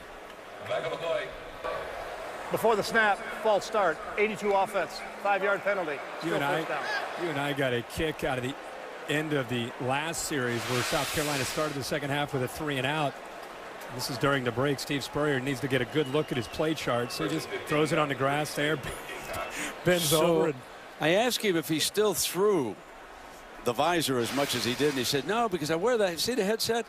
I can't get the headset off. It presses down in my ears, and I can't get the visor like I used to when I was down in Gainesville. Wear the headset. Down in Gainesville. Here's Lattimore. Fakes the end around, keeps it himself, and he's having trouble picking daylight. The one thing that this Georgia defense has done, they've done a pretty good job on 21 tonight. Herrera made that stop for the Dogs. But there were some other things got loose on him in the opening quarter. I think Steve Spurrier, when he threw that play chart down and looked at it, I think he realizes, yeah, you're up 21, but you look at the clock, you don't want to lose your aggressive nature. They've been running the ball a lot, but they also been willing to take a few shots every once in a while off of the play action look, and I think he'll still want to do that this early in the game. Shaw back in the pocket, will take off again. And he doesn't pick up a first down. He was picking up first downs back in that opening quarter, and the Dogs have been able to shut that down. And I think the beautiful thing for Steve Spurrier is, even with a quarterback like Shaw, even when you do drop back to throw, there's a chance he's going to be able to find a way to get positive yards. And what they've done here is they've almost bracketed him when he's taking off with 2 linebackers. Instead of letting him get outside, they're forcing him to run into the teeth of that second level of Georgia's defense. Lattimore is the single running back behind Shaw. D.L. Moore is the tall wide receiver to the right. And Shaw's going to come back deep now, and he's got him open, and here comes Moore. Toward the end zone at the 1-yard line. Williams saves a touchdown, 62 yards to the senior from Bowling Green, Kentucky. Sean Williams, 36, gets caught up with the tight end, Justice Cunningham, and by him being occupied there, the receiver Moore got way behind coverage. The ball is actually underthrown. He does a good job of coming back to it, but Brent, where is Sean Williams, and why is he looking at Justin Cunningham, the tight end? Now remember, nose for the end zone. Marcus Lattimore, number 21. Spurrier loves to depend on him. Here he comes. Touchdown, South Carolina. Marcus Lattimore has now scored in each of his last 7 games. That's his 9th touchdown of the year. We just talked about it before they did it. Up 21, stay aggressive. Run the ball, take some shots downfield. When you get a chance to find the matchup you like. Look at the pad level from Lattimore. It's like a human torpedo.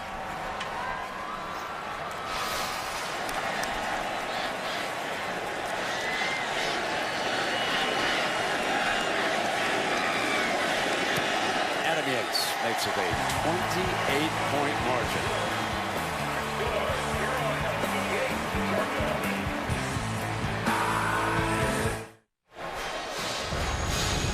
Let's go back to the touchdown here by South Carolina. I want you to watch the tight end Cunningham, who's just going to run a route. He's trying to get to the first down marker. The linebacker Ogletree actually drops, and he takes him away. It's 3rd and 10.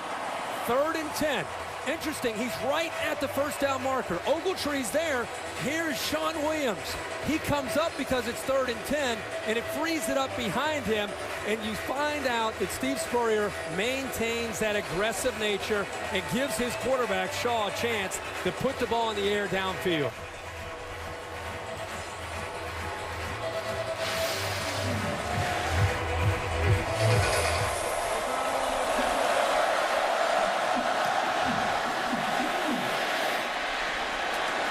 So there's the penalty. Let's check in now with Reese in the studio. Reese. All right, Brent, time for a Dr. Pepper 10 conference update on ABC. In the Big Ten, Nebraska and Ohio State. Braxton Miller's had a 72-yard run to set up a touchdown, and then he finds Jeff Hireman. Takes the Buckeyes into higher ground. Ohio State now moved on top.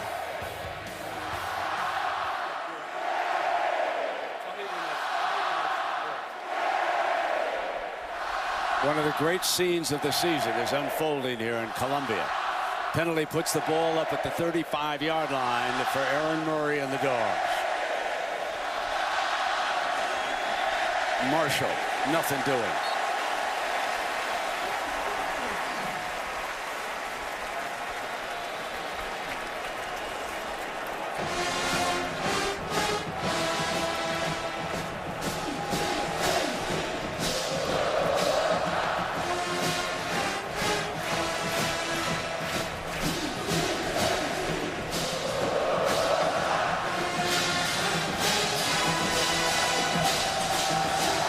Second and 9. Toss. Marshall short of the first down. What the job this South Carolina defense has done is just remarkable to consider what Georgia has done coming into tonight. Again, when they work over the freshman running back, it's going to be very close. The Dogs think they've got the first down. He gave it to him. I think all of us, fans, the media, announcers, we all get caught up in the quarterbacks and the freshman running backs and all the potential of an offense. But they came into this game averaging 536 yards of offense. And up to this point, they have been shut down 116 yards of offense. Murray. Incomplete.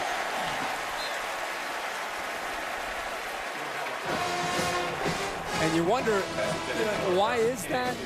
Because you knew it was potential to happen. And it's a great reminder to all of us about the importance of the battle in the trenches in any level of football. The offensive line matching up with the defensive line, and it has been complete domination by South Carolina.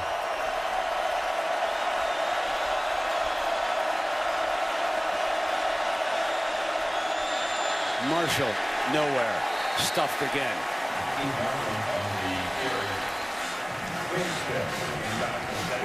There's just no threat in the passing game. There hasn't been, because this defensive line is shooting gaps. By the time these guards are pulling around, there's such penetration, there's just nowhere to go. I mean, look at this. Imagine being these backs. I don't care if you're a freshman, a senior, if you're in the NFL. You're not going to be able to run into that defensive line. Need 12 on third down.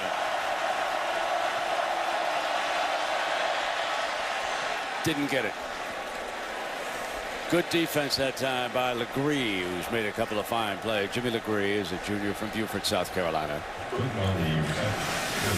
Ball is thrown where Wooten can make a play on this, and Wooten's been targeted now 3 or 4 times. Going to go on 4th, down by 28.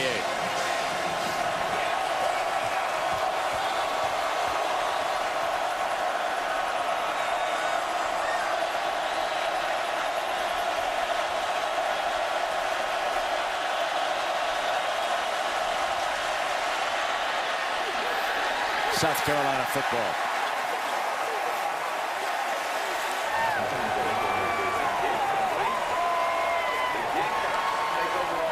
I tell you, Aaron Murray just cannot get settled. 4th down, he knows he has to get the ball out of his hands. Clowney unable to get to him, but he went up in the air and got in the way of Murray. Up and over again, Marshall tried to block him. Murray actually looked to his left, and imagine looking and seeing Clowney go airborne. Quickly came back to his right, unsettled, and just threw the ball up for grabs.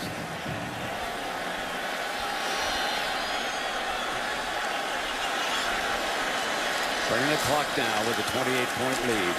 Lattimore breaks that first tackle to the second level in the 40-yard line. Sanders Cummings came on the blitz, the corner blitz from right here. He actually is free. If you don't hit Lattimore low, you're not going to bring him down. He just sheds the corner who was free on the blitz. No chance. Breaks free again.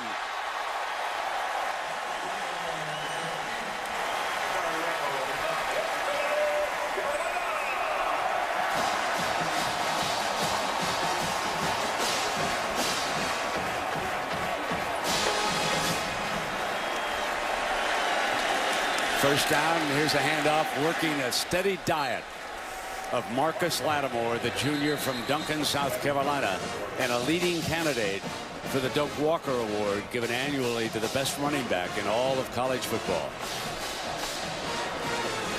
Just think Steve Spurrier going tempo here with his big lead.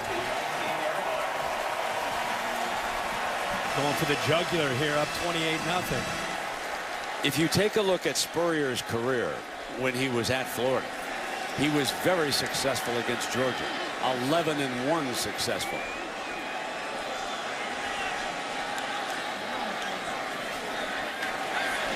Shaw keeps it on the read option, and Jenkins brings him down. Jordan Jenkins on the tackle.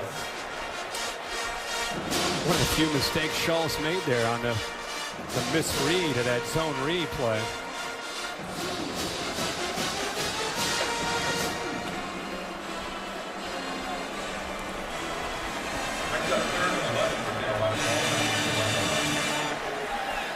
Third and 11.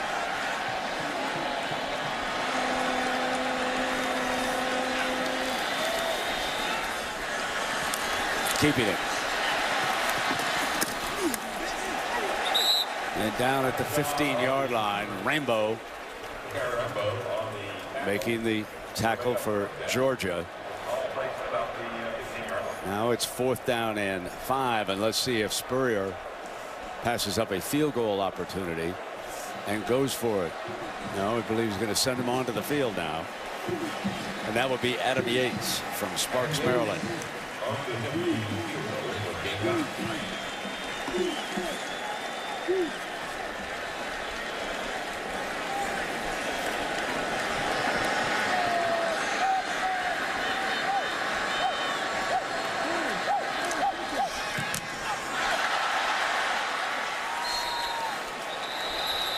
So Gathers in there on the defense, and that's one of the few bright spots for Georgia here tonight, Irving. Yeah, they got a good push in the interior there. Gathers, you can see the big fella gets his hand on it. Looked like maybe another big defensive tackle, but when you get a push by two 365-pound defensive linemen and the ball's kicked low, those guys are just huge. Gathers 350, well, depending on the day you weigh him, but 355, 360. John Jenkins as well with a similar size. And Steve Spurrier was coaching away with his quarterback. Gurley back in as the running back for the Dogs.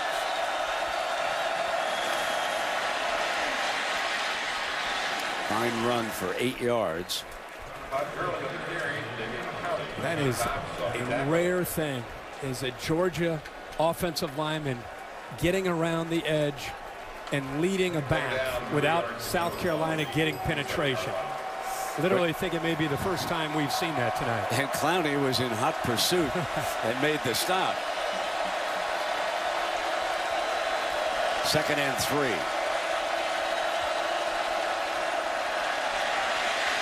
First down. Murray telling us this week, he said, you know, in high school, I was used to relying on my feet to make a lot of plays. I was typically the best athlete on the field, and I was kind of a dual guy. And you come into the SEC and you learn right away that I got to learn how to do some other things besides running around with a football. And I think that's where he's changed the most. That time he had to rely on his old ways.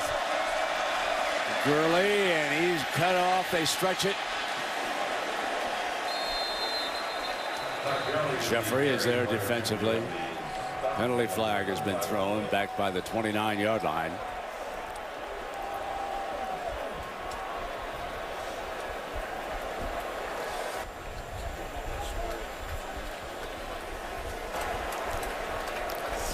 I think you can see that the referees are all wearing microphones. You see that with the umpire and the referee?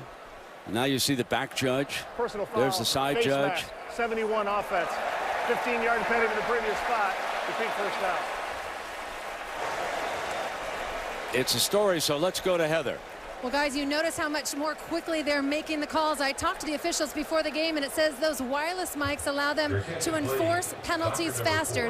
They talk pre-snap, during the play. They give each other heads-ups. They say it actually speeds up the game. It turns a 45-second call into a 20-second scenario. They said they're used to the equipment. The biggest change right now is losing game atmospheres, not hearing the players talking and not hearing the crowd noise because they're wearing earpieces. So that's experimental here with this game tonight, isn't it, Herbert? With what they're doing. Yeah, you don't see that. Maybe that's the future, depending on how it goes.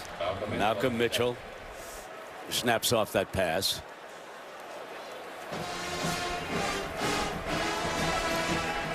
Second down at the 30. Georgia's got to just keep fighting. It's been a long night.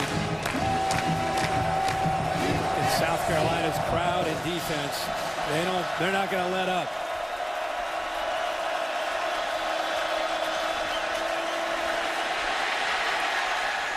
Does just get it off, but it was incomplete. Intended for Jay Rome, was a safety valve, but he was under pressure from Surratt. What's happening on the outside is South Carolina is jamming the Georgia wide receivers. They're making them work to get open. And when you have a defensive line and a pass rush like South Carolina, and these receivers all night have been facing jam and press coverage, and they're fighting to be able to get to their spots. By the time they get to their spots, Aaron Murray is either sacked or he's just throwing the ball to get away from the pressure.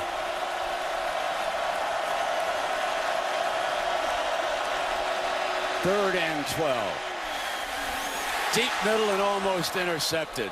Almost picked off by Bryson Williams. Like many of these Gamecock players, he was recruited out of Georgia. Steve Spurrier telling us, Irby, that there are as many Division I football players in Georgia as there are in Florida these days.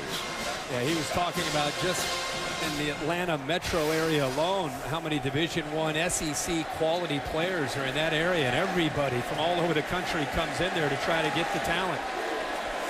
Barber punting again for the Dogs, and Ace Sanders is back deep.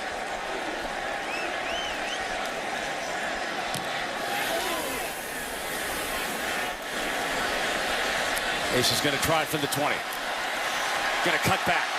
Going to swing left if he can get there. Does. Breaks to open field. Coming down the sideline. And he was out of bounds. And a couple of flags have been thrown. Whoa, you might be right. He might be the most dangerous in the country now. I think he's become that. I think after the Missouri return, a lot of people saw that, and that was a top 10 kind of play. Tonight, the big return. This one, I mean, You get him in space, and he is a handful for anybody to bring down.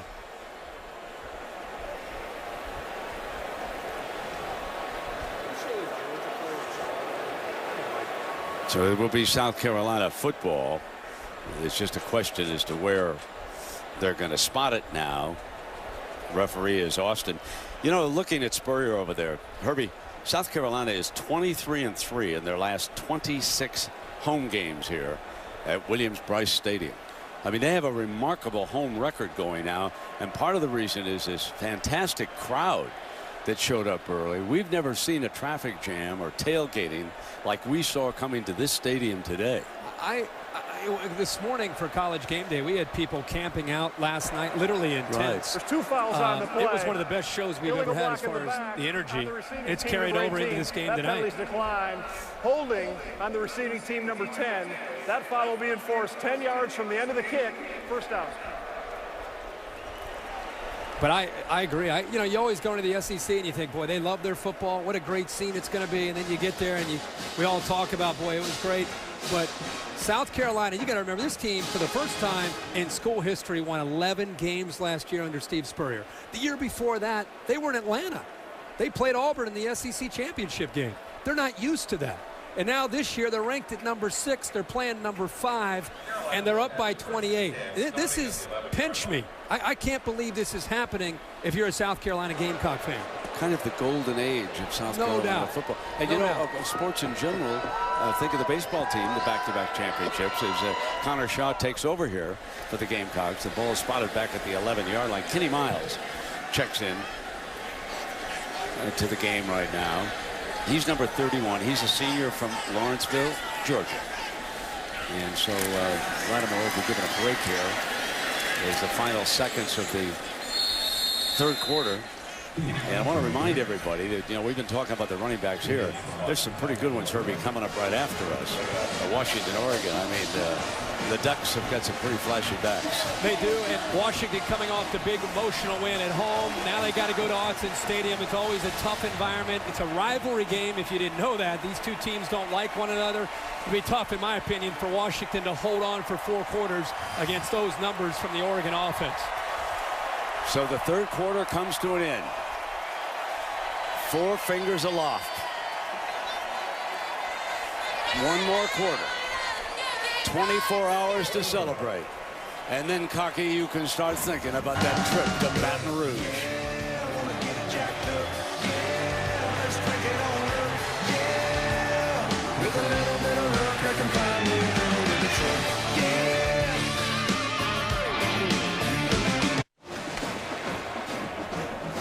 Aerial coverage being provided by the MetLife Blimp. See how MetLife can provide the coverage you need. MetLife, I can do this. And it is a beautiful scene here in Columbia, South Carolina, with the Gamecocks up by 4 touchdowns. Herbie? While we were away, Mark Richt called his team over heading into this 4th quarter just to talk to him. And what I think he's talking to them about is, guys, we got 1 quarter left. We got 1 quarter to try to establish ourselves, not just for this quarter, but for the rest of the year. We've been embarrassed for 3 quarters. You better show some fight here. Look at their numbers since 2008 against teams that have finished the season ranked 2-14. The last 2 years, 0-9. Now they're down 28-0 as we start the 4th against the number 6 team in the country. 2nd down and 8 as we start the quarter. Connor Shaw will hand off to Kenny Miles on the first play. And this crowd, as we look around this stadium, what we expected, a record, and we got it. 85,199. The state capital of South Carolina. And oh, how they love what Steve Spurrier has done to this football team. You think back now, hasn't lost lately to Tennessee, hasn't lost to Clemson lately, hasn't lost to Georgia. I mean, the Gamecocks are taking care of business. 3rd down and 4. Shaw on a running play, and he's short, and he took a pretty good licking down there, Herbie. And one of them was that great linebacker Jones, number 29, was jumping in there too. He's had a relatively quiet night, but you could see a couple of different Georgia defenders. Jordan Jenkins, the true freshman, involved there too. It's good to see Connor Shaw up from that hit. Connor Shaw, you know, he's one of those game college quarterbacks. The kids that we see around the country, they just get it done. They know what they're doing. Mentioned he played for his dad in high school, and he just has the intangibles. They're a little bit short there, but the intangibles, it's just he's so different from what you envision when you think of Steve Spurrier and his offense and his quarterbacks over the years. I mean, when you think about Steve Spurrier, you think about a guy that's going to get back there and fire it all over the field. Fun and gun. Right. It's much different here with this team. It's funny, in this era of just teams throwing it all the time, you come back to the Pioneer, and he's running the football and taking some shots once in a while downfield, and he's got a dual threat quarterback in Connor Shaw.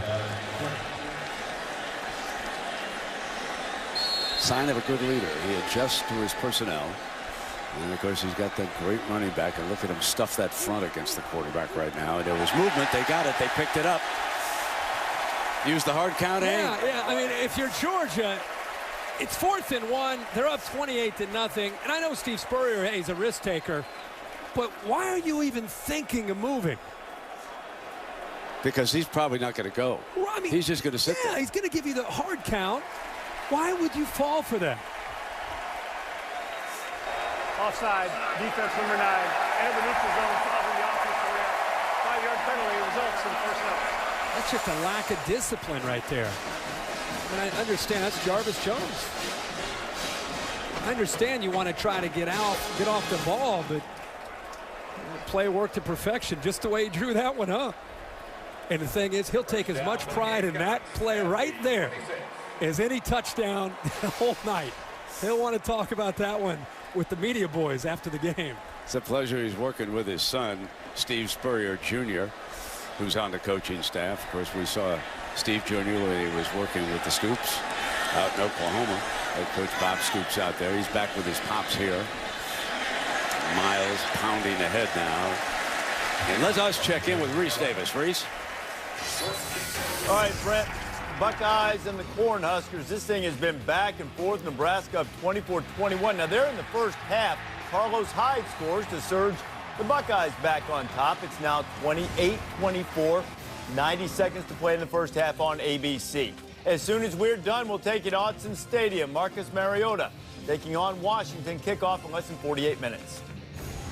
Yeah, that'll be electric out there at Autzen. I'll tell you, that's one of the better venues in college football. That's next. Marcus Lattimore checks back into the game. And look at him battle for that first down. First man can't bring him down. You know, last week against Kentucky, they were down, and he came fighting back, and I think built some momentum coming in to tonight. He looks healthy. I know he hasn't had a huge night, but he's done enough, and he's had a presence where he's been able to pick up some yards, and if you hit him high, you can see the leg strength coming back. He told us, you know, I'm still working with my knee. I'm lifting heavy on Monday and Wednesday, trying to regain that strength that I had prior to the surgery last October. He's close. He's getting there. Yeah, like all those fellows who come off knee surgery, he had to work so very hard.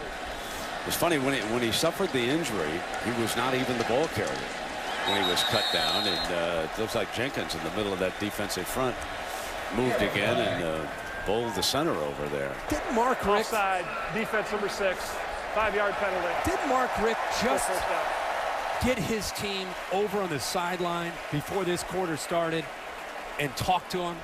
That happened, right? Yeah, it did. Okay. He talked to them about finishing and playing with some heart in the fourth quarter.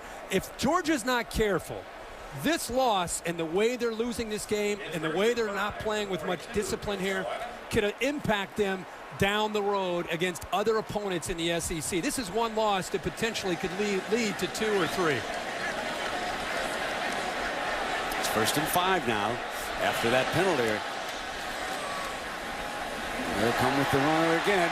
Lattimore breaks the daylight, crosses midfield. to the 46-yard line.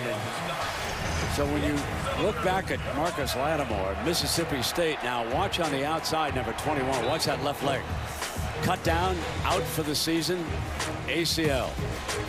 Then's when you got to go to work in the off season. The hour after hour of hard work and the drills out in the field just to get ready. And now you're back. Great shot in that empty stadium. Visualizing a night like this when it's 100 degrees out and nobody's there. What are you doing to get back to get to 100%? That was a beautiful shot. And Herbie here tonight, he's got 108 yards. Okay. He's rushed for 108. Miles is now in, has replaced him. Over on the sideline is the great running back. He's had 11 100-yard games here. And there's the first two that you talked about. Yeah, to think about what he's been able to do. And we talked to him Friday after their practice. And boy, what a nice guy. Just a guy who is selfless. He's all about his line. He's about his teammates. And he said, you know, Georgia has one of these defenses where they play the 3-4. There's some bubbles up there. And I don't know. I just kind of find some creases and have had some success. Not a burner, Coach Spurrier says, but he picks up valuable yards, tough yards. Here's Shaw now. He makes a cut, stays on his feet. Beautiful run for the first down. What a dandy little run by the quarterback. And the flag comes flying as he goes down out of bounds. Let's see if Rambo or somebody was guilty over there. I think it was Herrera. Following the play, Rambo personal foul, unnecessary roughness, number 18 defense. 15-yard penalty. Yeah, it was Rambo. Yeah, I just, if I were a Georgia fan, no question, I would be beyond frustrated with this team's performance tonight. And I'm not just talking about 28-0. They're the most penalized team in the SEC. And now on a drive where you're down by 28, supposed to show some spunk, some fight. 3 silly penalties. Absolutely. And as a result, Herbie, the Gamecocks are in the red zone again.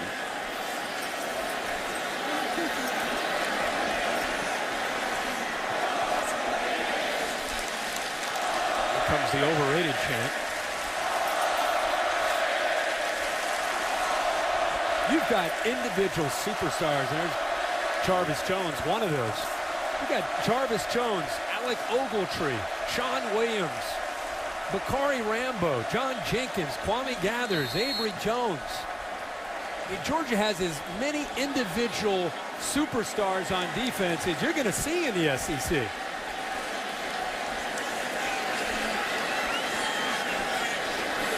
Shaw checks over to the sideline. Clock ticking away now. Intent to bring off some seconds.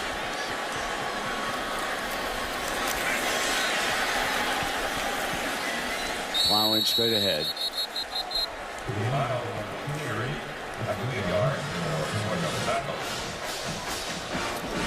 An idea of some of the players and some of the evaluations that they're already receiving from Todd McShay and Scouts Inc. You can see a lot of people with what they believe about some of these players. And, you know, Georgia can rebound from this, but I guess the most discouraging thing is just a lack of discipline and a lack of a willingness to fight here towards the end of the game. Bringing it down, and they'll snap on 5 or less. Miles short of the 15-yard line. I think we're talking a lot about Georgia here, but you got to give South Carolina for the way they've gone about their business. Probably has led to a lot of this, some of the frustrating signs that we have seen from Georgia. They have run the football 44 times. Connor Shaw is 6 of 10.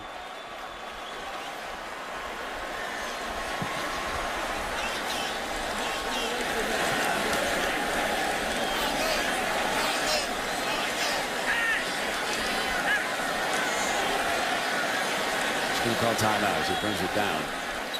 Run a few more seconds off the clock and then burn the timeout. So we'll take a break. South Carolina climbing all over number 5 Georgia. Only unsuccessful stop came here to South Carolina, and what a rebuilding job he has done here. And now undefeated, and he'll be in the top 5 next week, and he'll head on down to Baton Rouge as Steve and South Carolina lead Georgia 28-0 as we continue Dr. Pepper's road to the championships. Seeing all those photos just brings back so many memories of him. His personality is so much fun and so good for college football. Absolutely. Miles gonna burn time now. Jenkins finally makes the stop, but it's another first down for this grinding machine. We haven't talked a lot, Herbie, about the offensive line of the Gamecocks. They deserve some credit. They've done a really good job. Johnson is the centerpiece up here. Patrick and Can are the starting guards that you see. Brandon Shell, who's Art Shell's nephew, has played right tackle, and big Corey Robinson, we do mean big, 6'8", 337, has been over there at left tackle. And this bunch has done a fine job. I can't remember a false start. Did I miss one? I don't think there has been one, Brent. And Miles, right straight ahead. I'm glad you brought him up, because last week, again, I still feel like they're developing the continuity with 3 new starters up there. And last week, they're down against Kentucky. Second half, they just said, you know what? We're going to run the power play. We're going to run the football. And I think when South Carolina looks back at their year, the second half at Lexington, I think is where the offensive line and where Marcus Lattimore developed some confidence and continuity coming into this game and on down the line. They really did a good job in the second half of the game when you and I were looking at the tape of it. Sure did. But you're right. It was very basic, power-oriented. Kentucky knew it was coming. Here we come. Yeah. And Georgia knows they're coming. And Miles getting about a yard or so. Jenkins, big Jenkins, still trying to stand tall down there, the 350-pounder from Connecticut. And I think what's interesting about the offensive philosophy that South Carolina has is they're going to rely on running the football. That's who they are. But they've got enough wrinkles within the Steve Spurrier package to make you have to really think about, do we overcommit to Connor Shaw and to Marcus Lattimore in this running game? Because Georgia did that early, and they found themselves down. They gave up 2 quick touchdowns on the first 2 drives. So he does enough to make you have to respect that part of it, and then they get back to their bread and butter. 3rd down and goal now, and Shaw, but it was stopped prior to the snap. Well, Georgia had 10 players on the field, so Mark Richt was halfway out on the field trying to get a timeout. Timeout, Georgia. First time out of the half. They're having a hard enough time stopping them. They don't want to try with 10. So we'll take a break here. ESPN College Football Primetime is presented by Hampton Hotels. Feel the Hamptonality. And in part by Buick. Experience your kind of convenience, peace of mind, entertainment, and luxury. So the state capital of South Carolina, is a statue of the first president of the United States out front. Sherman did bomb that building when it was being built. It was not completely constructed, and now it has been completed, and it's a beautiful building here in Columbia. And we welcome you back now to ESPN College Football Primetime, presented by Hampton Hotels. The last 6:24, and the Gamecocks have really done a job on the clock. Walked in. Connor Shaw, touchdown. And that, folks, is Sean Elliott. He has done a terrific job with this offensive line and the run game, the co-offensive coordinator. He's from Appalachian State. Some of you might remember one of the biggest upsets in recent memory. Appalachian State beating Michigan in the Big House. He was one of the coaches at Appalachian State that day, and he's done a fabulous job with this offense. They ran the read option at Appalachian State, and he brought it in here, and Spurrier says he's done a heck of a job with it. And he loves, the reason he's so excited is that's exactly what they ran right there to perfection. They haven't run it a lot tonight, but they ran it here, and the All-American Jarvis Jones came down on the running back right there. An easy read for Connor Shaw, making the coach happy on the sideline, and takes it into the end zone. Boom, baby.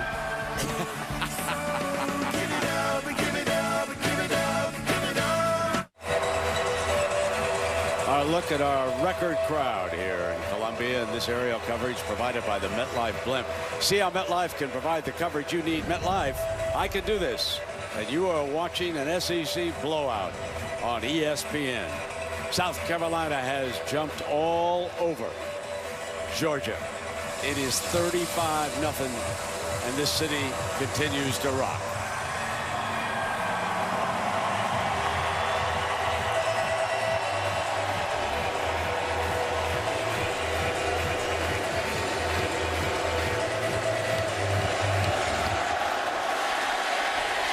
Bring it out on the 25. Let's check in with Reese Davis for an update. All right, Brent, back and forth game in Austin. Texas up 38-34. West Virginia converted a couple of fourth downs on this drive, and Geno Smith hit Stedman Bailey. 41-38. The Mountaineers defense just got a big stop on fourth down. First half, Nebraska and Ohio State, 4th and 1. Braxton Miller is going off. 35 points at the half against the Huskers. 35-24 is the score. All right, Reese, and I want to ask Brent, I'm just thinking here, it's 35-0, number 5 against number 6, outside of the national championship last year. Can you think of another big game like this where it was just so flat, where it just a team had this big a disappointment in a big game? When we expected so much of them. They were the 5th-ranked team in the country. They had played a couple of really tough games against South Carolina over the last year. The one in Athens was a classic before they lost it. You fully expected Murray and the Dogs to play their hearts out in this game. And I have been so disappointed in what I've seen here tonight. I do want to say, I really think South Carolina has played a magnificent football game. I don't want to take anything away from them. But I can't believe that somebody in the SEC would come in as flat as they are here tonight. And I think, and you're right, let's first of all give all the credit to Steve Spurrier in South Carolina and this fan base and the way they took over the game from the beginning. But to see not just Georgia lose the game, but the way they've gone about their business tonight, shocking. I mean, I other than the LSU game in the national championship, I cannot remember leaving a stadium more disappointed than tonight in what Georgia did. Yeah, exactly. So we're going to take a break. We'll come back and wrap it up. A huge night for the Gamecocks. Celebrating its 8th year, sponsoring the Good Hands Field Goal Nets, Allstate makes contributions to participating university general scholarship funds for each field goal and extra point kick. To date, Allstate has contributed more than $2.8 million in scholarship money. First down and 10. Aaron Murray still in at quarterback. Hands off to Marshall. Surratt makes the stop for South Carolina. This offense came in as a juggernaut. Close to 250 yards a game on the ground. Tonight, 60. 287 through the air. Tonight, 109. 169 total yards tonight. Marshall trying to get the left edge. And he's forced out of bounds right around midfield. Bowens pushing him out of bounds for the Gamecocks. And the final 5 minutes, Irby. Sorry about that. The most important, the 48 points a game tonight being shut out, and it has everything to do with what's happened up front with Jadeveon Clowney and Kelsey Quarles and Devin Taylor, an entire defensive line across the board, and the depth that they rotate in, dominating Georgia in the trenches. Ken Malcolm, now the running back, breaks through a hole. Nice 9-yard run for the redshirt sophomore from Decatur, Georgia. And I want to remind everybody that the BCS Countdown is on ESPN and ESPNU Sunday. So the analysts will break it all down, and it is a week before the first rankings come out. 8:30 p.m. on ESPN. Then at 9 it'll go over to the U. So the BCS Countdown begins tomorrow. And we will see who's going to be in hot pursuit of Alabama. Play action. Murray deflected incomplete. And the Associated Press top 10 here as we take a look at this, Herbie, with the Alabama sitting at home and enjoying their week off, and Oregon coming up next here on ESPN. You look down, you come down the line there, you look at Kansas State, continues to be impressive. I know it was Kansas, just the way they played. West Virginia going down the wire here against Texas. Notre Dame up 27-3. And look at number 10. Who would have thought at the end of August that the Florida Gators, after the way they played against Bowling Green, sitting there at 5-0. Hand off to the fullback, and Hall picks up the first down. What's interesting is that LSU and Georgia are going to drop dramatically in the rankings. And so there will be a juggle in the top 5. Certainly South Carolina figures to be in the top 5. And you have to wonder if West Virginia hangs on and outduels Texas, if they will jump into one of those coveted spots. But we shall see when all the rankings come out. But what a performance here tonight by South Carolina and the old ball coach. Malcolm running pretty hard here for the Dogs in a mop-up against some of the second-teamers of South Carolina. The great thing, as you know about this sport, is maintaining consistency. It's one thing to come into this environment, 5 against 6. Here we go. Everybody's fired up. 12th man's in effect. Now you got to go on the road to Baton Rouge. Can you play like this on the road when the crowd's not in your corner? Can they maintain it is the question for next week. Yeah, that is such a great point, because certainly LSU will be paying attention to South Carolina coming in, you know, off a tough loss down in Florida.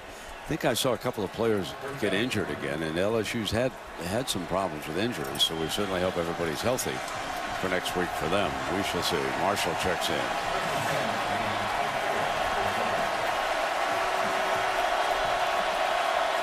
First down and 10. South Carolina bringing a little pressure. Deflected and almost intercepted by one of the linemen. That was Gerald Dixon Jr., who almost had a pick. So there's the comparison between Gershel and Lattimore, and I would say advantage veteran. Yeah, and I think he came in highly motivated to have a big night. It gets over 100 yards, kind of workmanlike for him based on the last 2 games that he's had against his Georgia defense. Malcolm, the ball carrier, breaks free. One more to break. Short of the end zone. Good strong run down to the 3-yard line, and Brian Williams finally bringing it down. So the Dogs trying to save a little face here by preventing a shutout. That 20-yard run, and Malcolm certainly deserves a chance to get the touchdown. 225 pounds. He's running through these arm tackles from South Carolina's defense. And we talked about how the defense from Georgia didn't necessarily listen to Mark Richt to show some fight. Well, this Georgia offense got the memo. At least they're going down swinging here in the final few minutes of the game. Here comes Malcolm, battling toward the end zone and on into it, and there's the touchdown signal. So Georgia scores with a couple of minutes remaining here in South Carolina to avoid the shutout here tonight.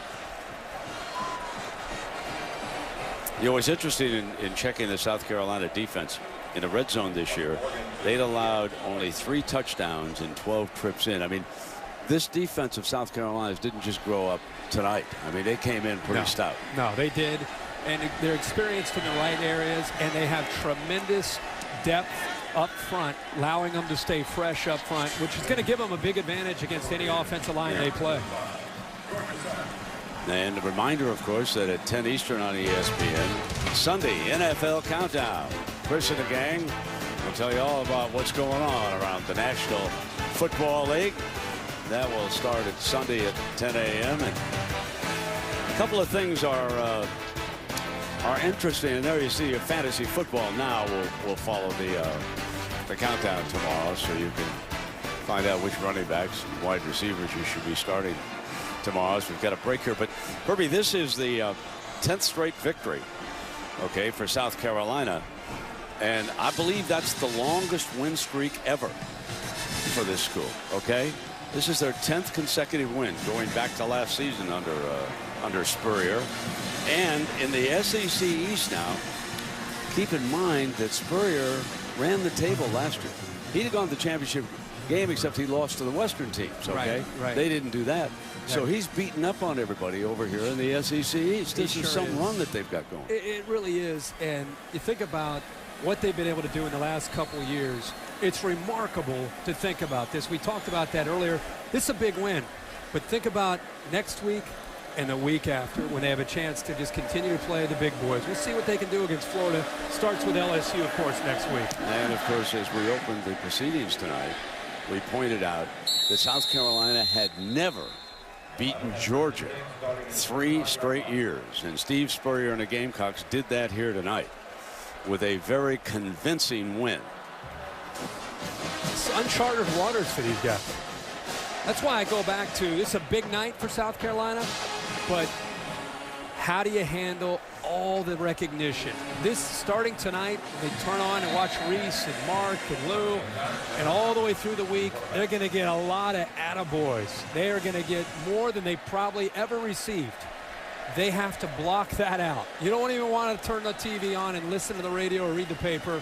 Focus on what they got to do because they got to keep their edge to them as they get ready for these next 2 games. And Dylan Thompson now comes into the game. He's the backup quarterback for Connor Shaw. I want to point out that Connor Shaw, as a starter, is now 13-1. That's right. Number 14 is 13-1 since taking over the job here last year. That's pretty impressive. And I think not having Stephen Garcia there and the whole, like, there's no battle. There's absolutely nothing for him to worry about if he makes a mistake. I think it's allowed him to relax and just play the game. Well, we go back to the youngster who is from Georgia, out of Flowery Branch, Georgia. And Connor tonight rushed for the 78 yards, so well over 200 yards on the night in total offense for the young man. And they jumped out to a 21-0 lead, and the defense did the rest.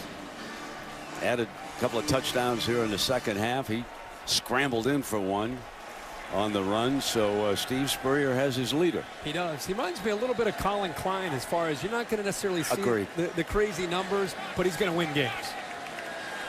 Colin Klein is a fine quarterback for Coach Bill Snyder in Kansas State. This is a chance for some of you Gamecock fans to see Mike Davis, very highly recruited freshman. He carried a couple of times, and that'll do it.